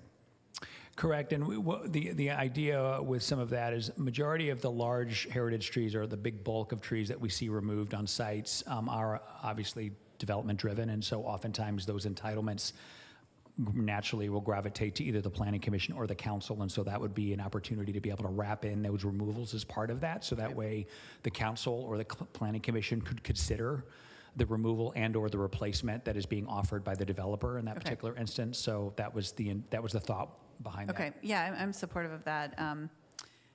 And just the designation of heritage trees and the, the definition of that.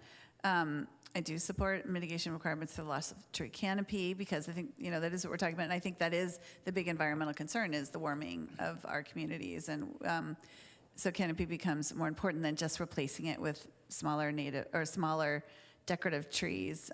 So I do put a higher value on that than just simply, okay, we're going to cut down this beautiful, shade tree and replace it with even 100, small decorative trees. Yeah, I don't know that that's a proper mitigation if we're talking about heat in the city. So I do think that there needs to be a higher value on this.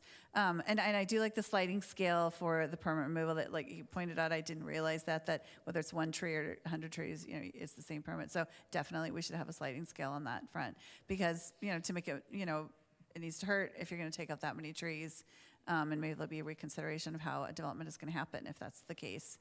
Yeah, and the in lieu fee, I'm fine with that, especially like you said, if it's marked with, it's linked to what the trees that are on the property that they want to remove. So that fee is going to be linked to that, the cost of those trees, the cost of replacement. So I'm fine with that.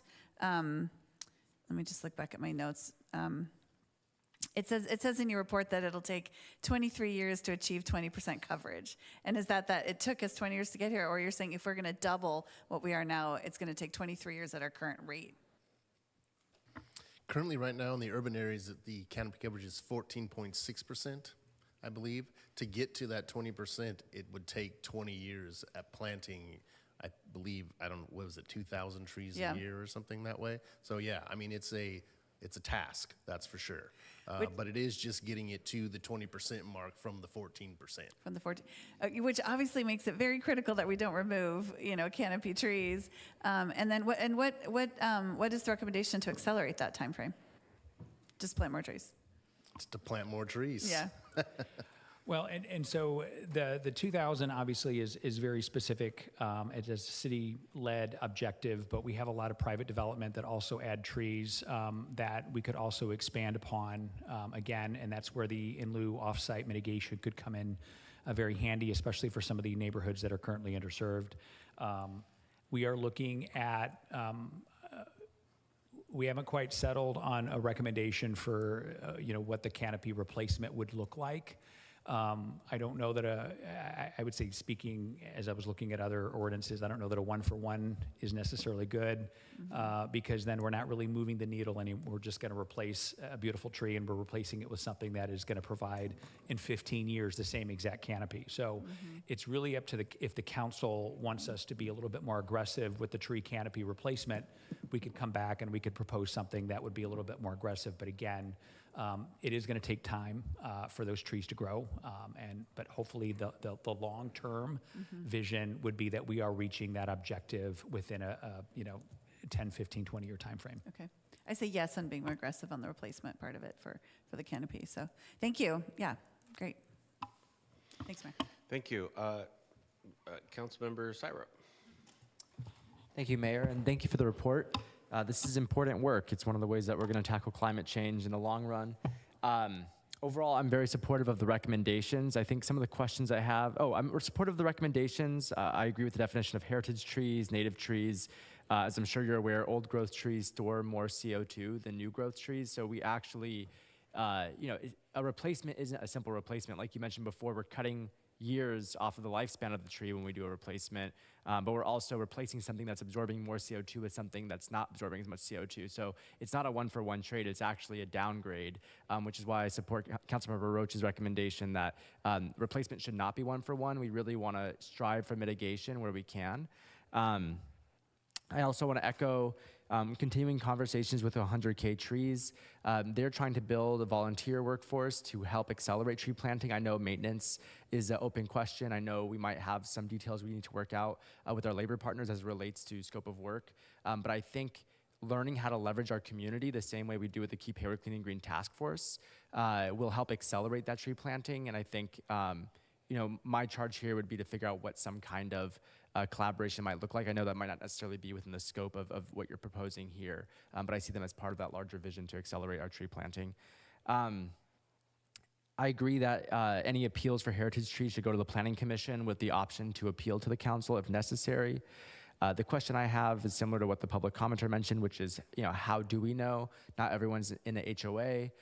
Is there a way that we could partner with the city manager's communication department to almost kind of gamify, is your tree really old? Like, let the city know. Like, do you have a historical tree that the city should be aware of? Is there a way for us to get some community-driven input rather than us having to go out and collect it just on our own?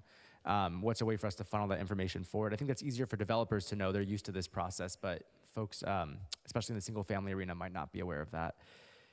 I've already mentioned community engagement. And then for the in lieu fee, I think what's really important for me, and I think you mentioned this a bit in the staff report, is for the replanting of trees, servicing the underserved areas. And I want to be really specific about my direction around this. I think a guaranteed percentage of what the in lieu tree replacement should go towards, and let's just say I'm spitballing like 30 to 50%, are in those areas that have 13% or less tree canopy. So we're being very, very targeted on delivering tree planting to the neighborhoods that have been historically underserved. And then I also want to dedicate a certain percentage to focused economic development corridors. So I agree that the downtown should have more tree coverage, and a good downtown provides more tax revenue for better services for the entire city. Tennyson, for example, Hesperian. I'm not sure about Jackson, but I'm open to it. But I trust you as the experts to kind of figure out what percentage of the in lieu fees should be focused on these economic corridors. But really, the larger direction here is what is the game plan around the in lieu fees? And maybe making some clear, concrete percentages as to what they'll go towards, so the community has a commitment from the city as to our strategy for replanting or how we're going to use those fees. And I think that's all I've got overall. Yeah, again, supportive of all these recommendations. Thank you for doing this work. I think it's going to go a long way. Councilmember Bonilla. Thank you, Mayor. Great work. This is very comprehensive, and the updates are great. I just wanted to know, how do these updates align with surrounding jurisdictions and, their ordinances around this? Like, is it more strict? Is it kind of in alignment? How do you kind of look at this in comparison to other jurisdictions that have similar requirements? Our appraisal value, or recuperating the appraisal value, is something that is basically just done in Hayward. No city around us really does that, which is a kind of a key to set up the in lieu fee itself, because it's already an established way to understand what the value is and then recoup that value. So I think in that terms, we're doing great for that. We're behind on the replacement of canopy. A lot of the cities are focusing on that replacement of canopy and adding that metric into that. So we want to catch up with that, because of course, climate change is all over the place. It's not just within Hayward. So helping the other cities do that work as well is key, and we want to basically catch up and be helping them do that. So I think these updates definitely move us forward. Just speaking of the mitigation and going above and beyond just replacing the canopy that is there, that currently is not done really anywhere else. So that would be definitely going forward as a municipality more than local municipalities do around us. So that would be, I think, something that would probably spark other cities to do the same thing, as building the canopy is really the beneficial aspect of doing this. So yes. Got it. That makes sense. And I'm, in support, as you've kind of heard from our colleagues too, from doing whatever we can do to protect our tree canopies, and then, building as many more of those as we can for the obvious reasons that were stated. Expanding the protection to native trees, I agree with that. This is consistent with the rest of the city, and for the environmental benefits that were also mentioned. I also agree with the heritage trees and kind of how the ordinance is there. I also agree that it should go to the Planning Commission. I don't think it needs to come to the full council unless it's appealed at the Planning Commission. But I think the Planning Commission should have clear guidelines so it's not, ambiguous for them or for the applicant, because, sometimes when things go to the Planning Commission, it could feel like one more administrative step. So just making sure that, we're clear when it goes there would be great. I guess, we kind of talked about, our priority around housing and tackling, the housing crisis in our city, and we know one of the ways of doing that is by producing more housing.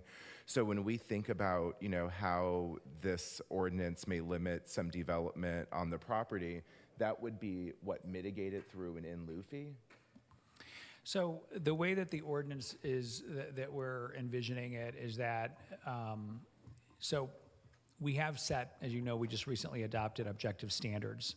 And every development is going to be required to be able to meet those standards regardless. And so unless you're removing a tree that is protected or covered by this ordinance, you would not necessarily need to mitigate that replacement, but you would still need to landscape the site consistent with what our design requirements currently are. The idea behind the replacement is that, as you know, many of our existing single-family neighborhood and even multifamily, where we're seeing more high-density development happening, we oftentimes have very old trees that were planted right smack dab in the middle of the site. And in some cases, developers are really willing and able and think that that is a wonderful attribute, and they'll go ahead and construct around it. And in other cases, we have situations where just the construction crews alone doing work around that would potentially harm the longevity of that tree.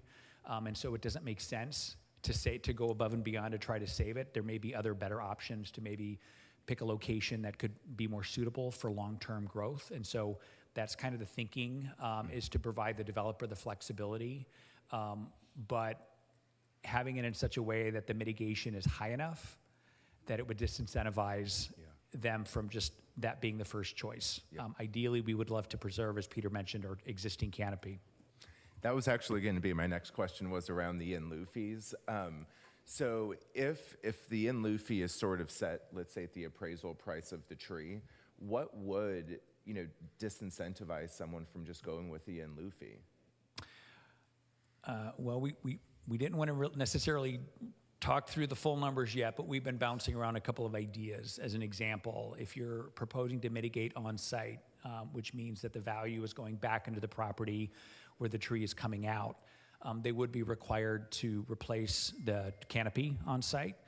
If they are, however, looking to do an off-site option, we were thinking about and considering like 125% of the value. So that way, there is a monetary cost, but also a canopy replacement. That the canopy replacement, if it were going to go off-site, would need to be able to reach a certain percentage of tree canopy within 10 or 15 years. So we're contemplating it. We weren't really ready to talk about that yet, but these are some of the things just for transparency that we've been contemplating bringing back to council. Perfect. And then also, let's see here. So the revised tree removal permit fees, I also agree with the sliding scale. I think that makes a lot of sense. I was wondering about if residents have, these trees on their property and, they're sometimes could be expensive to maintain, let's say like getting cut or whatever, pruned. Is there like grants or something that can help residents, with the maintenance of these trees? It's a good question. I don't think the city has anything currently developed for that. And primarily because most of the development that we see happen on single family is actually in the rear yard where we don't have any protections currently. So haven't really thought about that, but if that's something the council wants us to look into, we can certainly look at that. Yeah, because I just know that there's some neighbors, some neighborhoods that, have trees that aren't well maintained, and it could just be because it's costly to maintain some of these trees.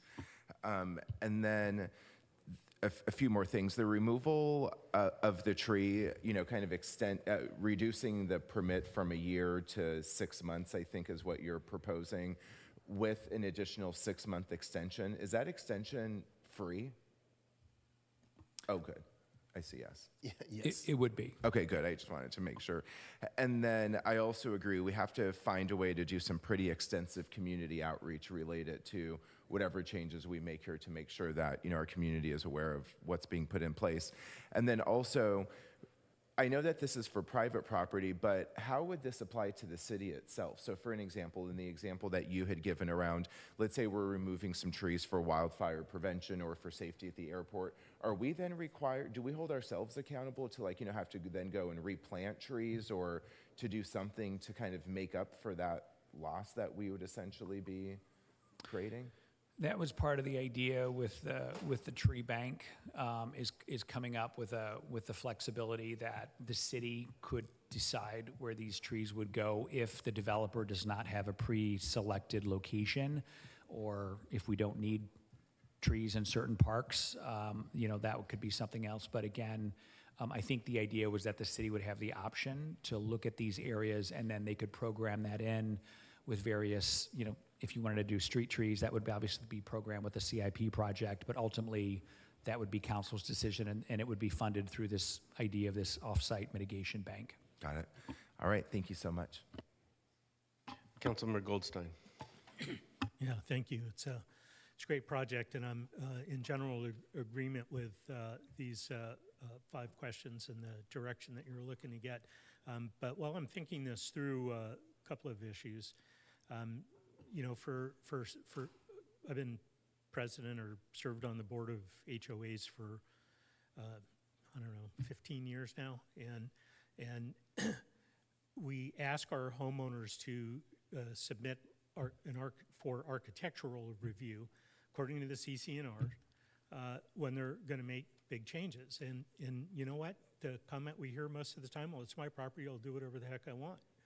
And I don't know if that's, is it a cultural thing? People coming from other parts of the country where there are no tree ordinances and CCNRs are imaginary, or, but the difficulty that I see with that is what we're proposing to do here, while I agree with it, has a couple of problems. One of them is, of course,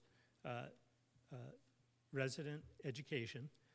The second part of that is enforcement. So how are you going to know if somebody had the tree to begin with and did something with it they shouldn't have, and who's going to follow up and do the enforcement to ensure that they actually fulfilled their obligations? I just see a string of issues there. Any comment on that? Well, I mean, obviously, that was part of the reason why we were recommending the shorter duration, because we have some tree permits that were applied for 11 months ago. We have subsequently reached out to property owners, and we haven't heard anything back. And so that does create an enforcement issue, because removal of the tree obviously could pose an issue.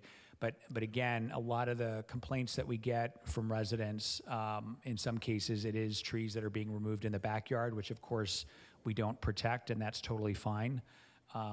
But there's no replacement that's required when that happens. So coming up again, that was part of the thinking. But yeah, I mean, absolutely. I think with any program change, and that's part of the reason we're bringing this to council. Any policy change that could expand the area that this ordinance would apply is going to have an impact. It's going to potentially have an impact on not only our landscape architect's ability to be able to screen and review these applications when they come in and track them, but it also creates an additional situation where our homeowners that previously may have not thought about needing to come in to get a tree removal permit for their rear yard, now they need to come in and do that. It's really where does the council want to go with this? Do we want to expand again?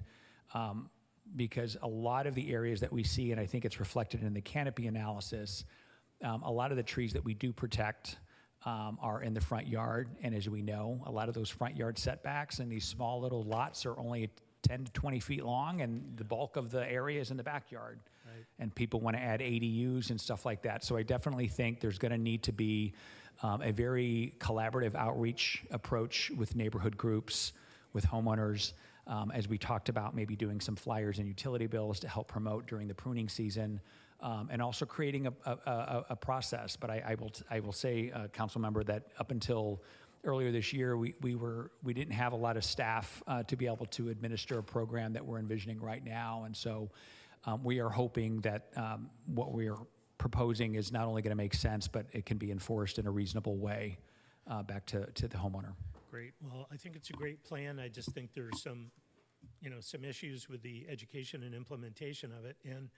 And then there's also the contest of, we want people to build ADRs and, ADUs. Yes, thank you.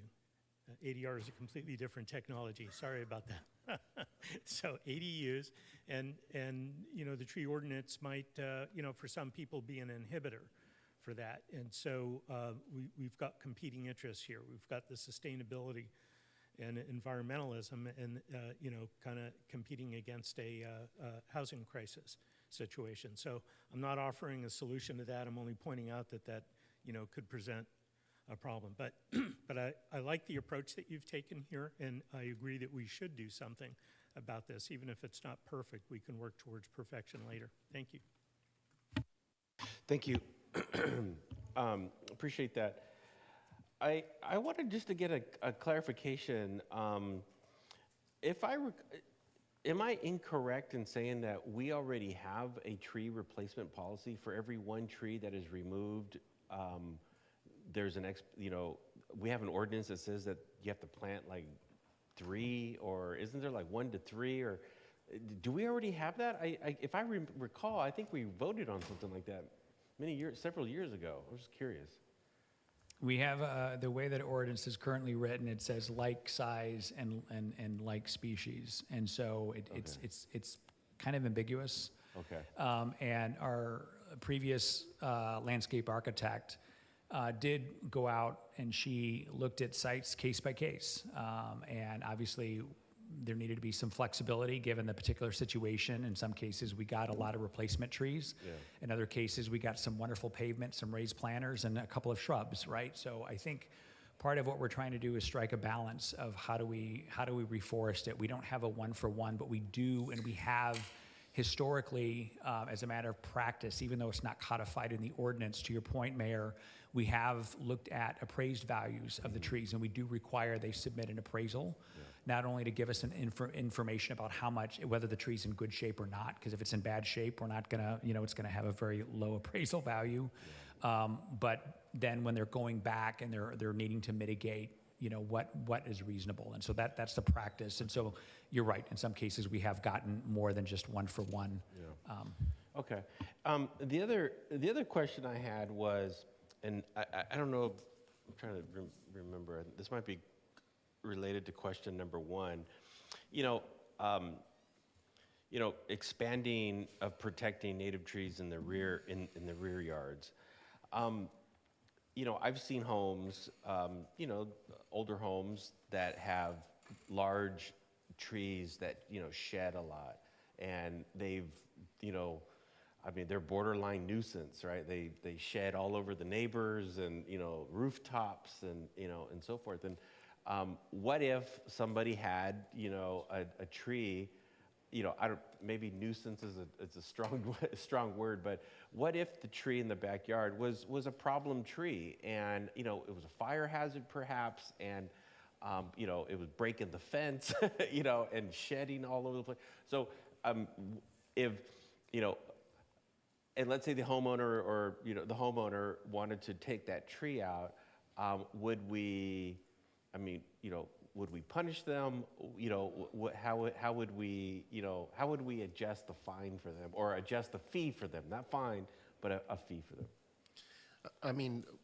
Really what we want to do is make sure that if the tree is removed for whatever reason that it is, that it is mitigated.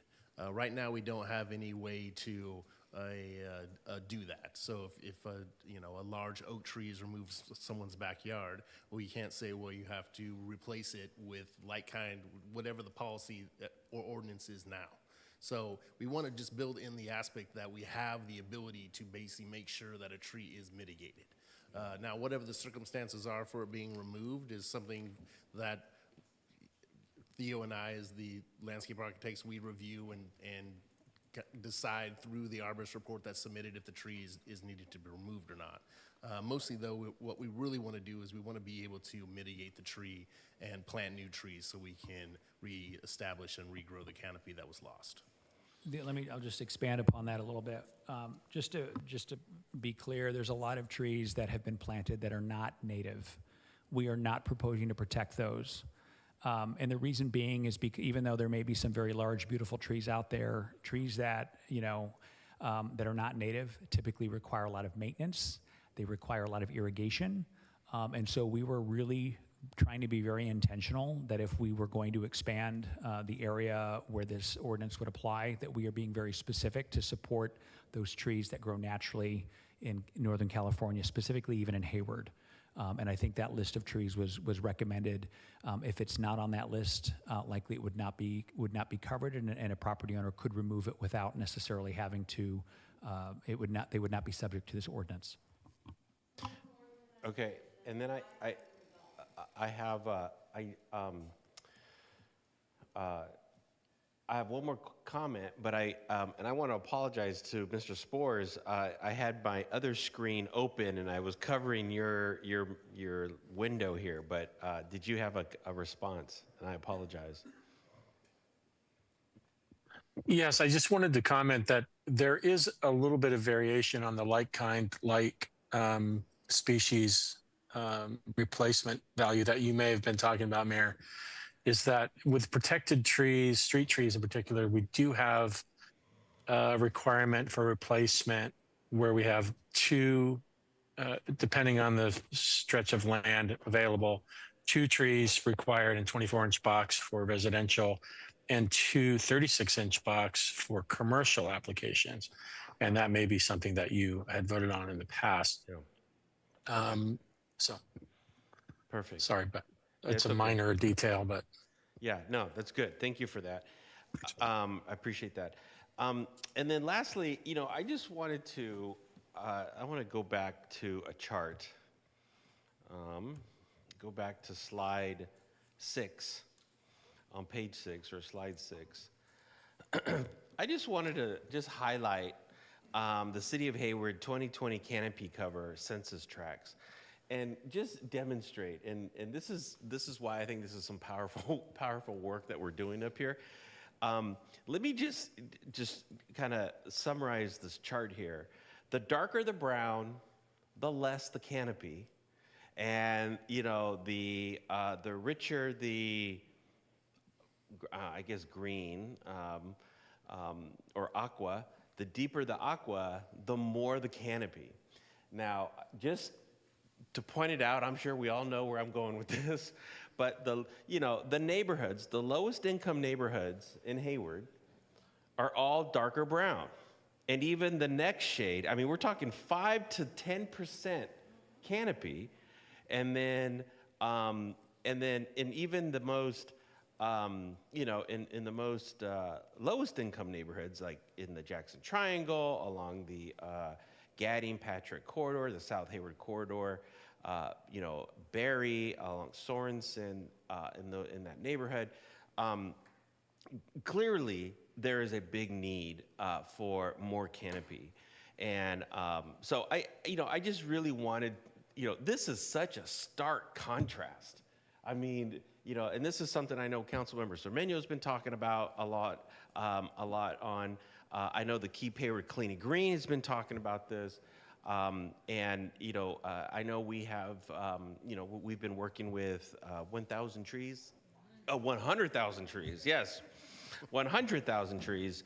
But this is why, right? This is why we're doing this. And because, clearly the lowest income neighborhoods in our city have the least amount of canopy cover. And we know all the benefits of a tree and of trees in general, right? It cools down the neighborhood, it cools down the environment, it gives more oxygen, and it gives more shade. And anyways, and it really just does make a big difference in the neighborhood. So with that said, I wanted to thank, we have one more question. Let's see. Councilmember Roach is first, and I'm assuming that she has a very short comment. Well, I just wanted to piggyback up something you just said, because when I was campaigning and out walking in some of the neighborhoods that, in brutal heat with no trees and talking to the neighbors about wanting to get more trees, I got pushback. They didn't want them. They thought they were messy. People had their trees removed because they didn't want to deal with them. So I do think a large part of this is the continued education about what it does for, their property value. If you look at some of these nicer cities around the Bay Area, they have these beautiful canopies if you go down the street. And I think perhaps there is more education, but also to the point I think Councilmember Bonilla brought up is they're messy and therefore they need maintenance and therefore they're going to have to pay for that maintenance. And so if, perhaps there is, things the city does to sort of, we're going to put in more trees, it's not the responsibility of some of these communities to take care of them, because it's true. It's like if your tree is overgrowing in the backyard, it's hundreds of dollars to have a large tree pruned. And so that would be, if you're going to get fined by the city or, dinged by the city, it is going to be cheaper to take it out. And I think we want to encourage that. So I think there's a balance there, I guess, is what I'm saying, that I think education purpose, but also answering why they don't want the trees and helping to do something about it from the city perspective will be important. Thank you. Councilmember Andrews. I was just going to say that I also have been promoting people to adopt a tree, and I get pushback because they don't want to install the tree. They're nervous about their sewer lines, maintenance, and I think we need to continue to educate on the benefits, but we also need to educate, okay, what happens with tree roots and what can you do as part of that education. So I was just going to echo that, and also wanted to see if there's anything we can do more intensive in the industrial areas when there's building, because the mayor pointing out this map, this graphic, well, a lot of it, the brown areas are in the industrial areas, and they have the means to help us with this canopy issue. So is there something we can look at, a sliding scale on the type of use? We haven't looked at that. I haven't seen looking at specific uses and requiring a higher canopy requirement. If the council wants to look at different geographical areas and they want to say that they want to target for commercial areas to be a certain percentage, or a residential area to be a certain percentage, or an industrial area to be a certain percentage, we can certainly put that in as a goal, and then ultimately, however, and then we could focus that, obviously when we have applicants that come through, we could balance those removals. There's not a lot of trees, as you can see in the existing canopy. So my guess is we're not going to see a lot of requests for tree removals out in the industrial area because there's just not a lot of trees out there, period. Doesn't mean we can't put them out there, but I think just the nature of trucks and heavy equipment and things like that. Of course, we're trying to come up with a reasonable approach around the airport. As I mentioned, we don't want wildlife and trees to conflict with airplane and aviation. Right. But those are all things that we could look at if the council wants us to think about geography or tied to specific land uses. We could maybe look at that. That'd be great. Thank you. Okay, so thank you very much, and Mr. Jensen, thank you again, and welcome to the dais. Thank you. Thank you. Okay. I'd like to close the work session, move on to the public hearing, item number 19, and this is public hearing for the adoption of the City of Hayward user fee study, and this report comes to us by way of Director Gonzalez.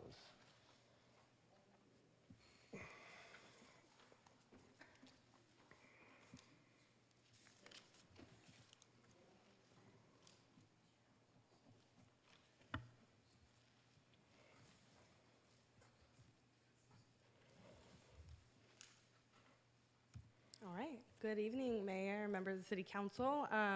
We're here this evening for a public hearing and adoption of the comprehensive user fee study.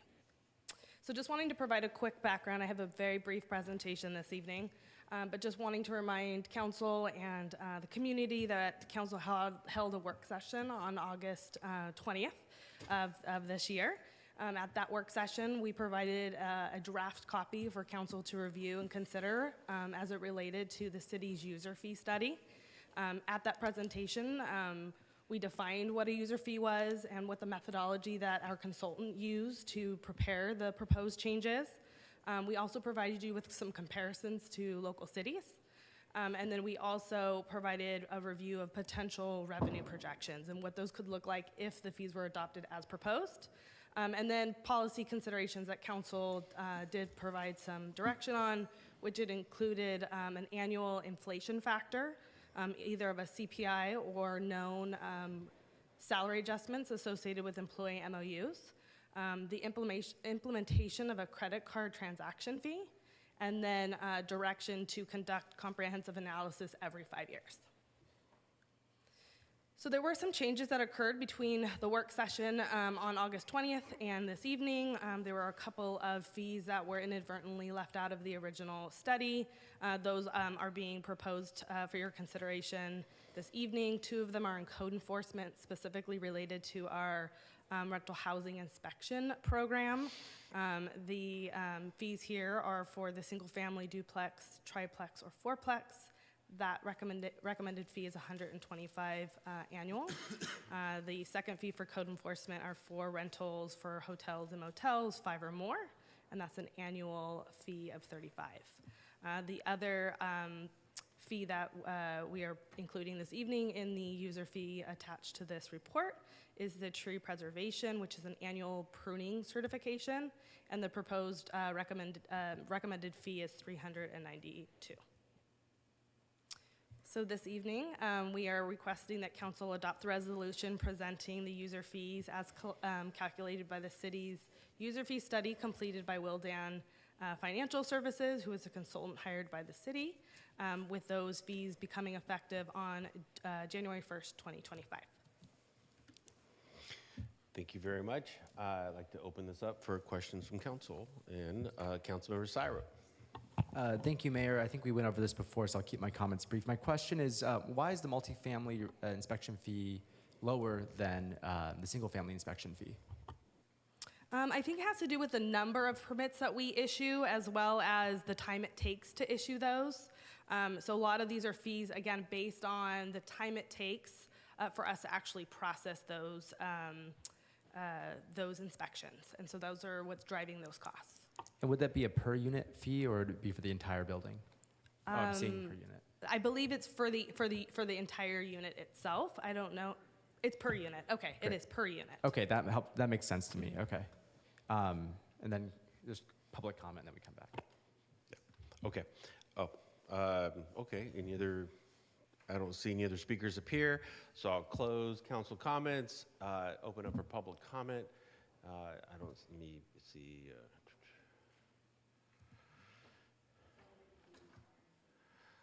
I do not see public comment online. Do we have any public comment in the chamber? I don't see any public comment in the chamber. I'd like to close public comment, and Councilmember Syrup.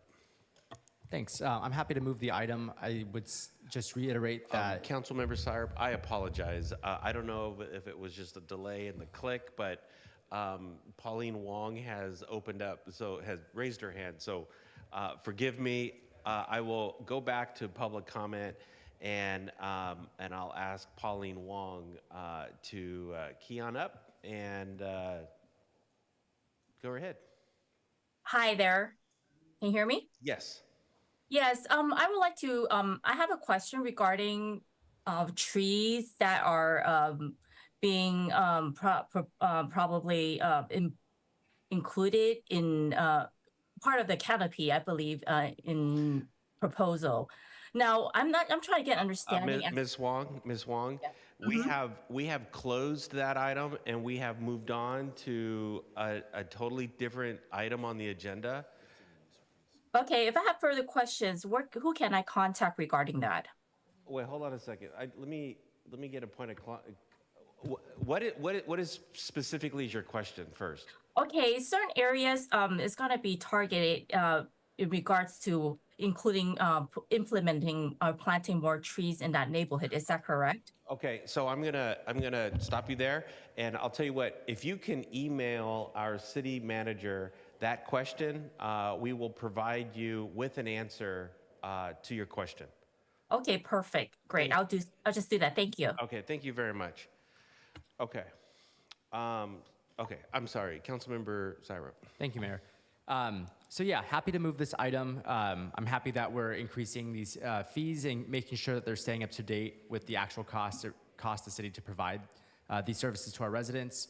We have an obligation to our residents, our taxpayers, to maintain a balanced budget, and this is one of the ways I think we're achieving that. This has the potential to generate up to $1.5 million worth of revenue, which I think is significant because that's lost revenue that we've been missing out on for quite some time. And for us to reevaluate this every 5 years, I think will help keep the city in a healthy financial state. So appreciate all the work that your team's done to get us to this point, the consultants that helped us research our fees, and just grateful that we are keeping up with the times and the costs, because these services aren't free services to provide necessarily. Thank you. Councilmember Bonilla. Thank you, Mayor. You know, when I was looking at these fees and thinking through them, one of the things that I hear a lot from the people of Hayward is, you know, they want high quality services from the city at reasonable rates and for reasonable taxes. And the reason why I'm able to support this tonight is because I think we're doing that. In this assessment, we are looking at increasing 12 fees. And I'm just kind of putting in a context for the public. And the average change in fees would be around 1%. So it's not significant increases for the services that we're getting. And in order to maintain the high quality services that the city provides, we do need to be able to cover the cost of providing those services. So I think the modest increases in these fees to make sure that we're recovering our cost of providing these fees, but more importantly, maintaining high quality services for our community is important. So I'm happy to second this tonight. Thank you. Moved by Councilmember Syrup, seconded by Councilmember Bonilla. And I just wanted to add, there are some fees that the city has foregone for many years, and we're just now taking action to start collecting those fees. And so, anyways, there have been activities that we have been covering for many years that has cost the city a lot of money. But anyways, we have been doing our part, to say the least. Okay, so moved by Councilmember Syrup, seconded by Councilmember Bonilla, and then Madam City Clerk, if you can take the roll.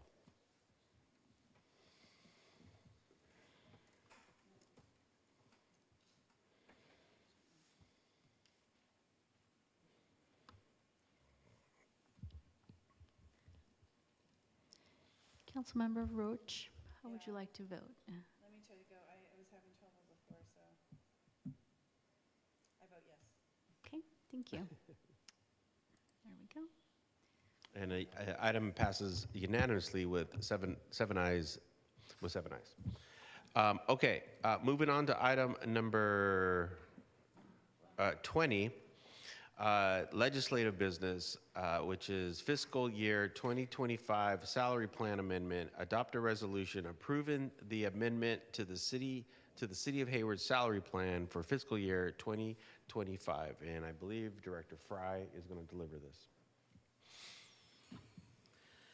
Yes, thank you. Okay, I also plan to be short with my presentation this evening.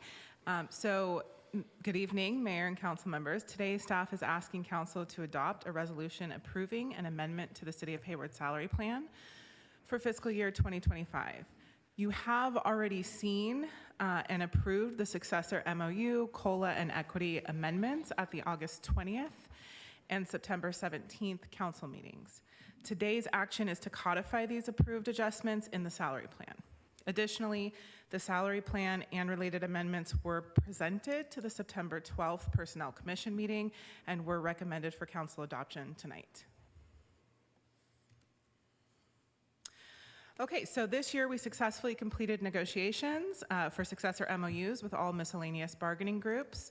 With the completion of those negotiations, we have outlined the cost of living adjustments that will take effect on 3 separate dates, including July 1 for HAME and Local 21, July 29th for both SEIU groups, and September 23rd for unrepresented employees. The one factor in several of the negotiations was market-based total compensation equity adjustments. In December of 2023, HR completed total compensation studies for all 3 of the groups listed on the chart you see before you. Based on those results, any classification studied in those groups that was 3% or more behind the market median shall receive an equity adjustment to bring the classification to median effective July 1, 2024. Additional and related adjustments are outlined on this slide. These adjustments are either to maintain internal alignment or a 10% minimum differential between linked classifications. And then you will see one new classification of principal civil engineer, which has been slated to be set 10% above a senior civil engineer. And lastly, the salaries for mayor, council, and intern classifications fall under Section 2, Article 14 of the city charter regarding the living wage ordinance. Based on the June 2024 CPI data available, the classifications listed here shall receive a 3.2% cost of living increase effective July 1, 2024. And with that, staff is recommending that council adopts a resolution approving the revised salary plan for fiscal year 2025. Thank you. I'd like to open it up to council for any questions. And let me see. Seeing no questions, I'd like to close questions and see if there's any public comment. I do not see any cards. Let me check online. Seeing no hands raised online, I'd like to close public comment and move on to Councilmember Syrup again. Thank you, Mayor. Just wanted to share a little bit of the feedback that was received from the Personnel Commission in reviewing this. We had a really good conversation around the demographics of the folks that apply to our city, the demographics of the folks that are hired by our city. We're looking at retention rates as well. And we're trying to understand, why is it that employees choose to stay in Hayward? Why is it that employees choose to leave Hayward? So the focus of the Personnel Commission, I think, is broadening in scope in a way that's really useful. And a lot of the conversation was around burnout. And I think for the public's knowledge, a lot of what these salary increases represent is our commitment to creating a work environment where employees feel that they're being paid adequately at the market median rate so that we can retain talent and reduce burnout within our city. So I'm happy to support this and make a motion for this to adopt the salary plan. The Personnel Commission really valued the insight that went into a little bit of how the council landed on these salary increases. And of course, they're also concerned about the long-term budget implications, but I shared what I just shared about the fees we just approved, that we are doing everything in our power to find ways to balance the budget, but make sure that we're paying our employees fairly. So with that, I'll move the item. Moved by Councilmember Syrup, seconded by Councilmember Cermeño. Does Councilmember Cermeño have a comment? That I was going to second it. Okay. So thank you. And if anyone says that the Personnel Commission doesn't do anything, Councilmember Syrup, clearly they are wrong. So moved by Councilmember Syrup, seconded by Councilmember Cermeño, and I wanted to thank Councilmember Syrup for his work on the Personnel Commission. Thank you very much. Madam City Clerk, we can go ahead and vote.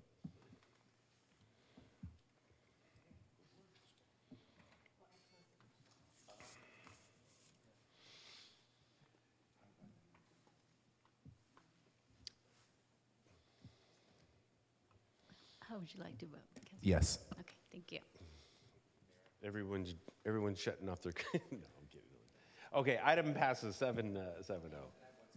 Councilmember Syrup. I just want to thank Director Fry and her team. Yeah. This passing, I think, represents the conclusion of a very long bargaining cycle. Yeah. And so I just want to applaud you and your team. Thank you for your hard work.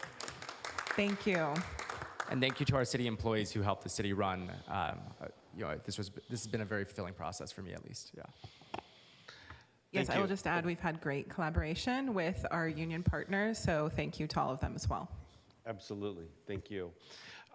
Okay, next is council reports and announcements. Any council reports and announcements? Councilmember Goldstein. Yeah, thank you. First of all, Community Services Commission will be meeting tomorrow night. And then second to that, as part of the childhood cancer awareness, I wanted to let you know that an event over at Ohlone College in Fremont called Cure the Kids will have the motorcycling community throughout the Bay Area converging on Ohlone College as a fundraising event called Cure the Kids. And if you can participate, go there. If you have a motorcycle, great. If you don't, bring your car. And if you can't do any of that, please look online and make a donation to Cure the Kids. Cure the Kids. Thank you. Thank you. Councilmember Syrup. Thank you, Mayor. I'm going to put my mosquito hat on. I just wanted to share the not so happy news that we actually have found our first dead bird that tested positive for West Nile virus in Hayward. I'm going to read an announcement from our public outreach coordinator, Judith, with the Alameda County Mosquito Abatement District. This is our first detection in Hayward for the year. We went to the area, we set up multiple mosquito traps. We have also searched the area for potential mosquito breeding grounds, such as catch basins, storm drains, and more to make sure they're up to date with mosquito treatment. At this point, they're gonna continue to monitor the mosquito abundance and test for West Nile virus in the area. As many may know, mosquitoes can spread West Nile virus through their bites. It's a virus that affects humans, birds, squirrels, and even horses. Birds are especially vulnerable to West Nile. Mosquito districts throughout the state test dead birds for West Nile to determine if the virus is spreading. The best ways to avoid mosquitoes are to avoid areas with mosquitoes during early morning and dusk when they are most active. If possible, wear long sleeves and long pants to decrease areas where they can bite. Use an EPA-approved insect repellent. And most importantly, report dead birds at mosquitoes.org. Thankfully, they did not find any other birds in the area that had West Nile virus, so this might be an isolated case, but better safe than sorry. And the last thing I would like to note here is we actually, on a lighter note, have another South Hayward Market at the end of this month, September 29th, Sunday at the South Hayward BART station from 12 to 4 p.m. We had a little over 1,000 attendees at our last one, so they're only growing in popularity. There's only 2 left this September and this October. Plenty of vendors, plenty of fun. Hope to see you there. Councilmember Andrews, thank you. I just wanted to give kudos. You mentioned earlier that the library had their 5th year birthday celebration. They didn't say anniversary, they said birthday. So I wanted to wish them a happy birthday, but wanted to give kudos to the staff that worked on the library card design contest. I believe there were 5 winners, and 1 winner was 7 years old who designed a library card. So I want to give a special shout out to that kiddo. And also, I really like that they opened the contest up for employees, and now there's a special employee designed card. So I would like to see those kinds of efforts happen when we can involve our employees in contests and the public can see the talent that they have as well. So congratulations to the Hayward Downtown Library. Thank you, absolutely. Also, wanted to make an announcement that today is National Voter Registration Day. So if you're watching on television, if you're watching us on television, or if you're watching us on YouTube, open up another window and register, register to vote if you're not registered to vote. Or if you have moved and you need to change your address, register to vote at your new address. Or if you got married and you changed your name, register to vote with your new name. Or what else, Councilmember Bonilla? Move, change name. I think you covered it. If you change party, if you turn 18, register to vote. Did I say change your party? If you changed your party, you need to re-register to vote. And all you got to do is. Did I kill your present? Okay. No. Madam City Clerk has a public comment. Thank you, Mr. Mayor. I really appreciate that. I know we were at Chabot College this afternoon from 12. Actually, the League of Women Voters was there from 12 to 2 p.m. Just wanted to remind everyone, since you spoke about this item, that the last day to register is October 21st. So I just wanted to highlight that. In that we have vote centers in Hayward. The list will be available on the website by end of this week. I also wanted to highlight that for everyone. Thank you, Mayor. Wonderful, thank you. Next, if there are no other comments, there are no council referrals, and ladies and gentlemen, meeting adjourned.